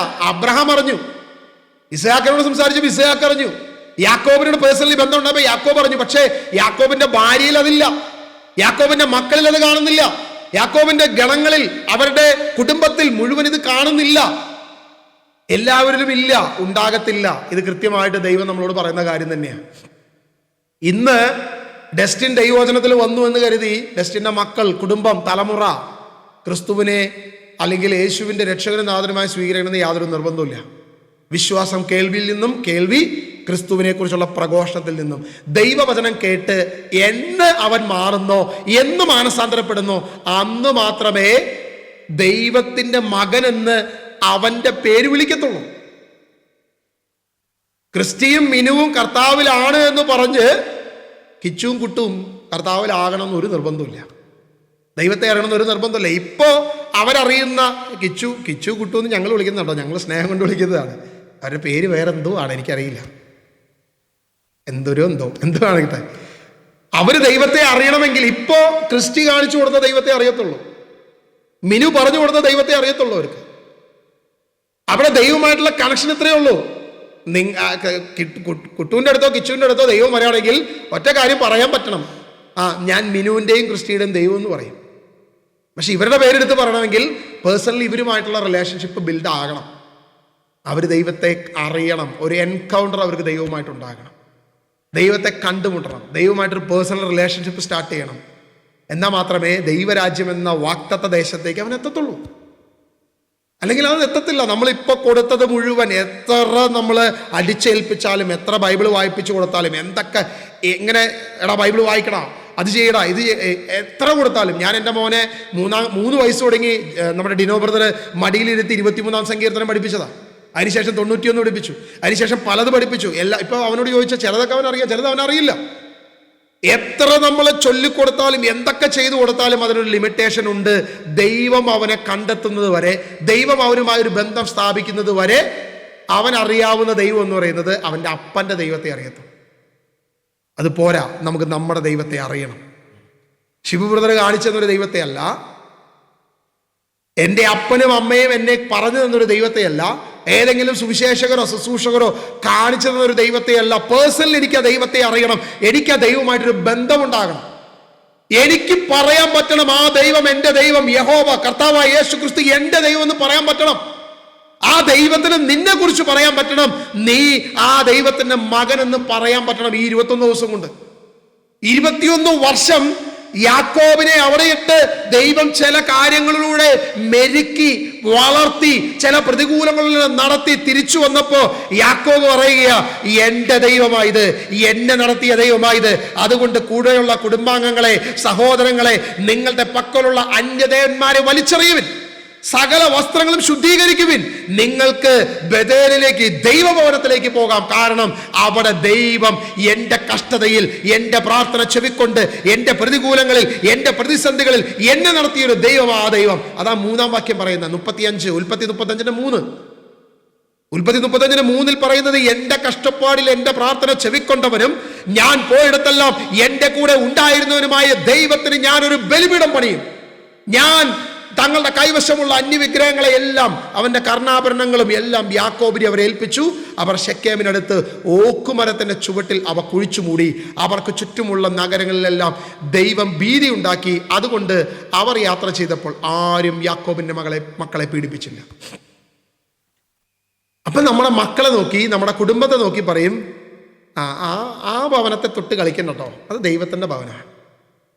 അവരെ നോക്കി വെറുതെ ഒന്നും പറയണ്ട കേട്ടോ, അത് ദൈവത്തിന്റെ ഭവനമാണ്, അത് ബഥേലാണ്, അത് ദൈവത്തിന്റെ ഭവനമാണ്. അതിനെ നോക്കി വെറുതെ ഒന്നും പറഞ്ഞ് ശിക്ഷ വരുത്തി വെക്കണ്ട, പണി വാങ്ങി വെക്കണ്ട. കാരണം അത് ദൈവത്തിന്റെ ഭവനമാണ്, ദൈവം അവരുടെ കൂടെയുണ്ട് എന്ന് പറയാനിടയാക്കും. അങ്ങനെ പറയാനിടയാക്കും, നമ്മളെ നോക്കി അങ്ങനെ പറയാനിടയാക്കും ദൈവം. കാരണം നമ്മുടെ ചുറ്റുപാടുകളിൽ പോലും ഈ മേഖല ഉണ്ടാക്കുമെന്ന് പറയുന്നത്. ഒന്ന് കണ്ണുകളടച്ച് കർത്താവിനോട് പറഞ്ഞേ, കർത്താവെ എന്നെ ദൈവഭവനമാക്കി മാറ്റണമേ, കർത്താവായ യേശു എന്നെ ദൈവഭവനമാക്കി മാറ്റണമേ, സ്വർഗീയ മന്ന എന്നിലേക്ക് പൊഴിക്കുവാൻ തക്കവണ്ണം ദൈവമേ അവിടെ ഇടയാക്കണമേ, ദൈവത്തിന്റെ രാജ്യം എൻ്റെ മേൽ നിറയുവാൻ, ദൈവത്തിന്റെ ശക്തി എൻ്റെ മേൽ നിറഞ്ഞു നിൽക്കുവാൻ എന്നെ ദൈവഭവനമാക്കി മാറ്റണമേ.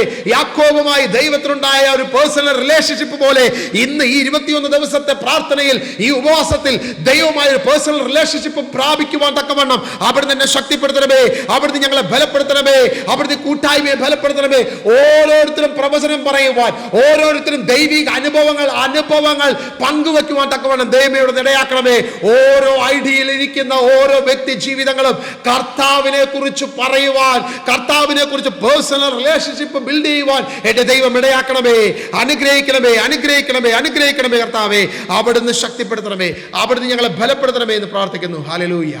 യേശുവേ ആരാധന, യേശുവേ സ്തുതിക്കുന്നു, യേശുവേ മഹത്വപ്പെടുത്തുന്നു. ആമേൻ. ഹല്ലേലൂയ, ഹല്ലേലൂയ. യേശുവേ ആരാധന, യേശുവേ സ്തുതിക്കുന്നു, യേശുവേ മഹത്വപ്പെടുത്തുന്നു. വീണ്ടും നമ്മൾ രാജാക്കന്മാരുടെ പുസ്തകം 2 രാജാക്കന്മാർ 2 പോവുകയാണ്. 2 രാജാക്കന്മാർ 2 4-ാം വാക്യത്തിലേക്ക് നമ്മൾ കടന്നു പോവുകയാണ്. നമ്മളെ പ്രധാനപ്പെട്ട ചിന്താവിഷയം അതാണല്ലോ. 2 രാജാക്കന്മാർ 2-ാം അധ്യായം അതിന്റെ 4-ാം വാക്യത്തിലേക്ക് നമ്മൾ തിരിച്ചു വരികയാണ്. ഏലിയ എലീശായോട് പറഞ്ഞു, ദയവായി ഇവിടെ നിൽക്കുക, കർത്താവ് എന്നെ ജെറീക്കോയിലേക്ക് അയച്ചിരിക്കുന്നു. അവൻ പ്രവചിച്ചു, കർത്താവിനെയും അങ്ങയെയും സാക്ഷിയാക്കി ഞാൻ പറയുന്നു, ഞാൻ അങ്ങയെ വിട്ട് മാറില്ല. അങ്ങനെ അവർ ജെറീക്കോയിലെത്തി. ഇത് വളരെ പ്രധാനപ്പെട്ട ഒരു വിഷയമാണ്. ജെറീക്കോ വീണ്ടും തിരിച്ച് ജെറീക്കോയിലേക്ക് വരുന്നു. ഇസ്രായേൽ ജനം കാനാൻ ദേശത്തേക്ക് പോയ ഓർഡർ നിങ്ങളൊന്ന് പരിശോധിച്ച് നോക്കുക. ചെങ്കടൽ കടന്നു, മരുഭൂമി, ജെറീക്കോ തകർത്തു, ജോർദാൻ, അങ്ങനെ പോകുന്ന സമയത്താണ് കാനാൻ. ജോർദാൻ കടന്ന് കാനാൻ. തിരിച്ചു വീണ്ടും ജെറീക്കോയിലേക്ക് വന്നത് എന്തിനാണ്? എന്ത് കാര്യത്തിനാണ് ദൈവത്തിന്റെ ആത്മാവ് ഏലീശായെയും ഏലിയായെയും വീണ്ടും ജെറീക്കോയിലേക്ക് കൊണ്ടുവന്നത് എന്തിനാണ്? എന്താണ് ജെറീക്കോ? ജെറീക്കോ ആണ് മനുഷ്യനിർമ്മിതമായ ഏറ്റവും പുരാതനമായ നഗരം. മനുഷ്യനിർമ്മിതമായ ഏറ്റവും പുരാതനമായ നഗരമാണ് ജെറീക്കോ. അവിടെ നിന്നാണ് സംസ്കാരങ്ങൾ ഉണ്ടാകുന്നത്. അവിടെ നിന്നാണ് പ്രധാനപ്പെട്ട പലതും ഉത്ഭവിക്കുന്നത്. ഈ ജെറീക്കോയിൽ നിന്നാണ്. ഈ ജെറീക്കോയാണ് ഒരു പുരാതനമായ ഒരു നഗരമായി ബിൽഡ് ചെയ്യപ്പെട്ട, ഏറ്റവും നല്ല രീതിയിൽ ബിൽഡ് ചെയ്യപ്പെട്ട ഒരു നഗരമായി മാറ്റപ്പെടുന്ന ഒരു സാധനം. ദൈവ നഗരമുണ്ട്, ദൈവം സൃഷ്ടിച്ച ഒരു നഗരമുണ്ട്. അതേതാ? ദൈവത്തിന്റെ വാഗ്ദത്ത പ്രകാരം, ദൈവം തന്റെ ദാസനായ ദാവീദിന് കൊടുത്ത വാഗ്ദത്ത പ്രകാരം ദാവീദിന്റെ മകനായ സോളമനിലൂടെ പണിയിപ്പിച്ച ജെറുസലേം നഗരം, ദൈവനഗരം, ദൈവഭവനം നിൽക്കുന്ന ബഥേൽ, ദൈവാലയം നിൽക്കുന്ന, ദൈവത്തിന്റെ ആത്മാവ് വസിക്കുന്ന, പെട്ടകം ഇരിക്കുന്ന, ദൈവത്തിന്റെ ആലയം ഇരിക്കുന്ന ദൈവനഗരം, അതാണ് ജെറുസലേം. എന്നാൽ ഇവിടെ ജെറുസലേമിലേക്ക് പോകാനല്ല പറഞ്ഞത്, പകരം എവിടേക്ക് പോകാനാണ് പറഞ്ഞത്? ജെറീക്കോയിലേക്ക് പോകാൻ പറഞ്ഞു. നമുക്കൊക്കെ ഉണ്ടാകുന്ന ഒരു പ്രധാനപ്പെട്ട പ്രതിസന്ധിയെ ദൈവം അവിടെ കാണിച്ചു തരിക. ഇതൊക്കെയാണെങ്കിലും, ഇതെല്ലാം ഉണ്ടെങ്കിലും, ദൈവാത്മാവ് നമ്മളിൽ വസിക്കുമ്പോഴും അത്ഭുതം കണ്ട്, അടയാളം കണ്ട്, സകല മേഖലകളും എല്ലാ തരത്തിലുള്ള പ്രവൃത്തിയും കണ്ടാലും കുറച്ച് കാലം കഴിയുമ്പോൾ ഈ ശരീരത്തിലായിരിക്കുന്നിടത്തോളം കാലം നമ്മുടെ ഉള്ളിൻ്റെ ഉള്ളു വീണ്ടും പുറകിലോട്ട് ജെറീക്കോയിലേക്ക് പോകാൻ പറയും. നമുക്ക് ജെറീക്കോയിലേക്ക് പോകാം. ജെറീക്കോയിലായിരുന്നപ്പോൾ എന്ത് സന്തോഷമായിരുന്നു. ഇസ്രായേൽ ജനം എങ്ങനെയായിരുന്നു? കാനാൻ ദേശത്തേക്ക് യാത്ര തിരിക്കാനായിട്ട് ചെങ്കടൽ പിളർത്തി ഇപ്പുറത്ത് കൊണ്ടുവന്ന ദൈവജനത്തിന് അവർ പറഞ്ഞെന്തോ, ഞങ്ങൾക്ക് ഈജിപ്തിലായിരുന്നപ്പോൾ ഉള്ളി കിട്ടി, സവോള കിട്ടി, മത്തങ്ങ കിട്ടി, കുമ്പളങ്ങ കിട്ടി, എല്ലാം കിട്ടി. ഇവിടെ എന്തോ ഉള്ളത്? ഈ ഉണക്ക അപ്പം മാത്രം, മന്ന മാത്രം. നിങ്ങൾക്ക് വേറെന്തോ ഉള്ളത്? എടാ, ബഥേലിലാണ് ജീവൻ നിലനിർത്തുന്ന അപ്പം ഉള്ളത് എന്ന തിരിച്ചറിവ് ഉണ്ടായിട്ടും നീ ഇവിടെ ആയിരിക്കുമ്പോൾ ഈ ദൈവവചനം, ജീവന്റെ അപ്പത്തെ നീ അറിഞ്ഞിട്ടും ഈ കാര്യങ്ങളെ കുറിച്ച് പൂർണ്ണ ബോധ്യം എല്ലാം ഉണ്ടായിരുന്നിട്ടും തിരിച്ചു വീണ്ടും പുറകോട്ട് പോകാനുള്ള ഒരു ത്വര, ഒരു ചിന്ത നമ്മളിൽ ഉണ്ടാകും. നമ്മളെ വീണ്ടും പുറകോട്ട് വലിക്കും. സാത്താൻ നമ്മളെ പുറകോട്ട് വലിക്കും. ഏതൊക്കെ മേഖല നീ തരണം ചെയ്താലും പിശാച് നിന്നെ പുറകോട്ട് വീണ്ടും ഒരു ജെറീക്കോയിലേക്ക് നിന്നെ വലിക്കും. പക്ഷേ ജെറീക്കോയിൽ നീ സ്റ്റിക്ക് ഓൺ ചെയ്യരുത്. നീ തിരിച്ച് ദൈവത്തിന്റെ ഭവനത്തിലേക്ക് നീ തിരിച്ചു വന്നു. നീ ജോർദാനിലേക്ക്, അല്ലെങ്കിൽ നീ കർത്താവിന്റെ ആലയത്തിലേക്ക് നീ വന്നോണം. അതാ നമ്മൾ പഴയ നിയമത്തിൽ 3 പ്രവാസങ്ങളെ കുറിച്ച് പ്രധാനമായി പറയുന്നുണ്ട്. പ്രവാസ ജീവിതം, എസെക്കേലിന്റെ കാലത്തൊക്കെയുള്ള പ്രവാസ ജീവിതത്തെ കുറിച്ച് പറയുന്നുണ്ട്. ആ പ്രവാസ ജീവിതത്തിലൊക്കെ ആയിരുന്നപ്പോഴും അവർക്ക് ഒറ്റ ആഗ്രഹമേ ഉള്ളൂ, തിരിച്ച് ദൈവത്തിന്റെ ആലയം വസിക്കുന്ന ദൈവഭവനത്തിലെത്തണം. ദൈവത്തിന്റെ ആലയം വസിക്കുന്ന ദൈവഭവനത്തിൽ ഞങ്ങൾക്ക് തിരിച്ചു വരണം. ഇത് മാത്രമേ അവർക്ക് ആഗ്രഹമുള്ളൂ. അവരുടെ പ്രവാസകാലം മുഴുവൻ അവരുടെ ആഗ്രഹം അതാ. ദാനിയേൽ മുഴുവൻ പ്രാർത്ഥിക്കുന്നത് അതാ. ദാനിയേൽ മുഴുവൻ കരഞ്ഞ് ദൈവത്തെ ആരാധിച്ചുകൊണ്ട് പ്രാർത്ഥിക്കുന്നതാ. ജെറുസലേമിനെ നോക്കി, കർത്താവേ, ഞങ്ങളുടെ ഭവനത്തെ ഞങ്ങൾക്ക് തിരിച്ചു തരണേ. ഇത് തന്നെ എസെക്കേലും പറയുന്നത്. ഇവരുടെ പ്രവാസകാലം മുഴുവൻ, ഇവരുടെ ആരാധനയും പ്രാർത്ഥനയും മുഴുവൻ അത് തന്നെയാണ്. ദൈവത്തിന്റെ ഭവനത്തിലേക്ക് തിരിച്ചു വരുവാൻ, വീണ്ടും തിരിച്ചെത്തിക്കുവാൻ. ഫിസിക്കൽ ഇസ്രായേലിനെ നോക്ക്. എത്രയോ വർഷം AD 70 കഷ്ടപ്പെട്ട് വലിയ പ്രശ്നങ്ങളുണ്ടായി. ഫിസിക്കൽ ഇസ്രായേൽ അവിടുന്ന് പുറന്തള്ളപ്പെട്ടു. വീണ്ടും വിവിധ രാജ്യങ്ങളിൽ അവർ ചേക്കേറി പാർത്തു. ഈ കേരളത്തിൽ വരെ അവർ വന്നു. പല രാജ്യങ്ങളിൽ അവർ ചേക്കേറി പാർത്തപ്പോഴും അവരുടെ ഉള്ളിൻ്റെ ഉള്ളിൽ തലമുറകൾ മാറി മാറി മാറി മാറി വന്നിട്ടും അവരുടെ ഉള്ളിൻ്റെ ഉള്ളിൽ ഒറ്റ ആഗ്രഹം, ഞങ്ങളുടെ ഭവനത്തിൽ ഞങ്ങൾക്ക് തിരിച്ചു ചെല്ലണം, ഞങ്ങളുടെ രാജ്യത്ത്, ഞങ്ങളുടെ വാഗ്ദത്തദേശത്ത് ഞങ്ങൾക്ക് തിരിച്ചു ചെല്ലണം. ഈ ഒരൊറ്റ ആഗ്രഹം അവരിൽ കിടക്കുക. ഈ ആഗ്രഹത്തിന് വേണ്ടി അവർ തീഷ്ണമായി ആരാധിച്ചു, പ്രാർത്ഥിച്ചു. അവർക്ക് തിരിച്ചു ദൈവം 1947, 48 അവർ തിരിച്ച് അവരുടെ രാജ്യത്തേക്ക് തിരിച്ചു കയറി. വീണ്ടും തിരിച്ച് അവർ വന്നു. ഇപ്പോൾ അവിടെ ഒരു മുറവിളി ഇങ്ങനെ വിളങ്ങി കേൾക്കുന്നുണ്ട്. നദി മുതൽ നദി വരെ ഞങ്ങൾ കീഴടക്കും. അതിൻ്റെ പ്രശ്നങ്ങളാണ് നമ്മൾ ഈ ചുറ്റുപാട് നടക്കുന്നത്. ഈ പ്രശ്നങ്ങൾ മുഴുവൻ, ഫിസിക്കൽ ഇസ്രായേലിൻ്റെ ഈ യുദ്ധ കോലാഹലങ്ങളും മുഴുവൻ അവിടെ കാണുന്നത് അവർക്ക് ദൈവം കൊടുത്ത വാഗ്ദത്തം, ജോർദാൻ കടന്ന് എവിടം വരെയാണോ ഞങ്ങൾ കീഴടക്കിയത്, അന്ന് ജോഷുവയുടെ നേതൃത്വത്തിൽ കീഴടക്കിയ മുഴുവൻ ഞങ്ങൾക്ക് കീഴടക്കണം. നദി മുതൽ സമുദ്രം വരെ ഞങ്ങൾക്ക് കീഴടക്കിയേ പറ്റൂ. അത് ദൈവം ഞങ്ങൾക്ക് തന്ന വാഗ്ദത്തം. അതിൽ യാതൊന്നും ഞങ്ങൾ ഉപേക്ഷിക്കത്തില്ല. അതാണ് ഫിസിക്കൽ ഇസ്രായേൽ ആഗ്രഹിക്കുന്നതെങ്കിൽ സ്വർഗത്തെ നോക്കി നമ്മൾ മുന്നോട്ട് പോകുമ്പോൾ പലവിധ ജെറീക്കോ നമ്മുടെ പുറകിൽ വന്ന് നമ്മളെ വിളിക്കും വാ, പലവിധ മനുഷ്യനിർമ്മിത കരങ്ങൾ നമ്മളെ വിളിക്കും വാ, പലവിധ മനുഷ്യ നഗരം നമ്മെ നോക്കി വിളിക്കും വാ, പലവിധ മനുഷ്യൻ നിർമ്മിച്ച എല്ലാ മേഖലകളും ഇന്ന് കാണുന്ന ആർട്ടിഫിഷ്യൽ ഇന്റലിജൻസ് പോലുള്ള എല്ലാ കാര്യങ്ങളും നമ്മളെ നോക്കി വിളിക്കും വാ, ഈ സുഖം അനുഭവിക്കി, ഈ സന്തോഷം അനുഭവിക്കി, നീ ഇതിൽ ആറാട്, നീ ഇതിൽ കുമിയി, നീ ഇതിൽ മുങ്ങി, നീ ഇതിൽ ആഘോഷിക്കി. നമ്മൾ പറയണം നോ, ഇല്ല, കർത്താവ് പറയുന്നതല്ലാതെ ഞാൻ ചെയ്യത്തില്ല, എൻ്റെ വാക്തത്വമല്ലാതെ ഞാൻ ഒന്നിലേക്ക് ഞാൻ തിരിച്ചു പോകത്തില്ല എന്നൊരു പ്രത്യാശ, ഒരു പ്രതീക്ഷ നമുക്കുണ്ടാകണം. അതാ കർത്താവ് നമ്മളോട് ഈ ജെറീക്കോയെ കുറിച്ച് ഒരു ജെറീക്കോയിലേക്ക് തിരിച്ചു പോകുന്നതിനെ കുറിച്ച്. പക്ഷെ ജെറീക്കോയിൽ വെച്ച് ദൈവം എന്ത് ചെയ്തില്ല? ദൈവം എടുത്തില്ല, ഏലിയായെ എടുത്തില്ല, ഏലീശായെ ആ ഒരു കാര്യം കാണിച്ചു കൊടുത്തില്ല. തിരിച്ച് എവിടേക്ക് പോകുന്നു എന്ന് നമുക്ക് കാണാൻ പറ്റും. തൊട്ടടുത്ത് ജോർദാനിലേക്ക് പോകുന്നു. അത് നമ്മൾ അടുത്ത വാക്യത്തിൽ, 5-ാം വാക്യത്തിൽ നമ്മൾ വായിക്കുന്നുണ്ട്.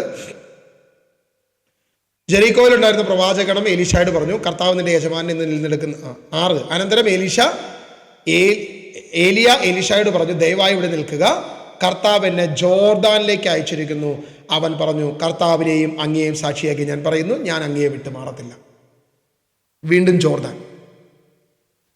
എന്താണ് ജോർദാൻ? ജോർദാന്റെ അർത്ഥം താഴേക്ക് ഒഴുകുക, താഴേക്ക് ഒഴുകുക. എസെക്കിയേലിന്റെ പുസ്തകം 47-ാം അധ്യായം നമ്മൾ വായിക്കുമ്പോൾ ആ 47-ൽ വ്യക്തമായിട്ട് നമ്മൾ ഈ വാക്യങ്ങൾ, ഈ കാര്യങ്ങളെല്ലാം നമ്മൾ കാണുന്നുണ്ട്.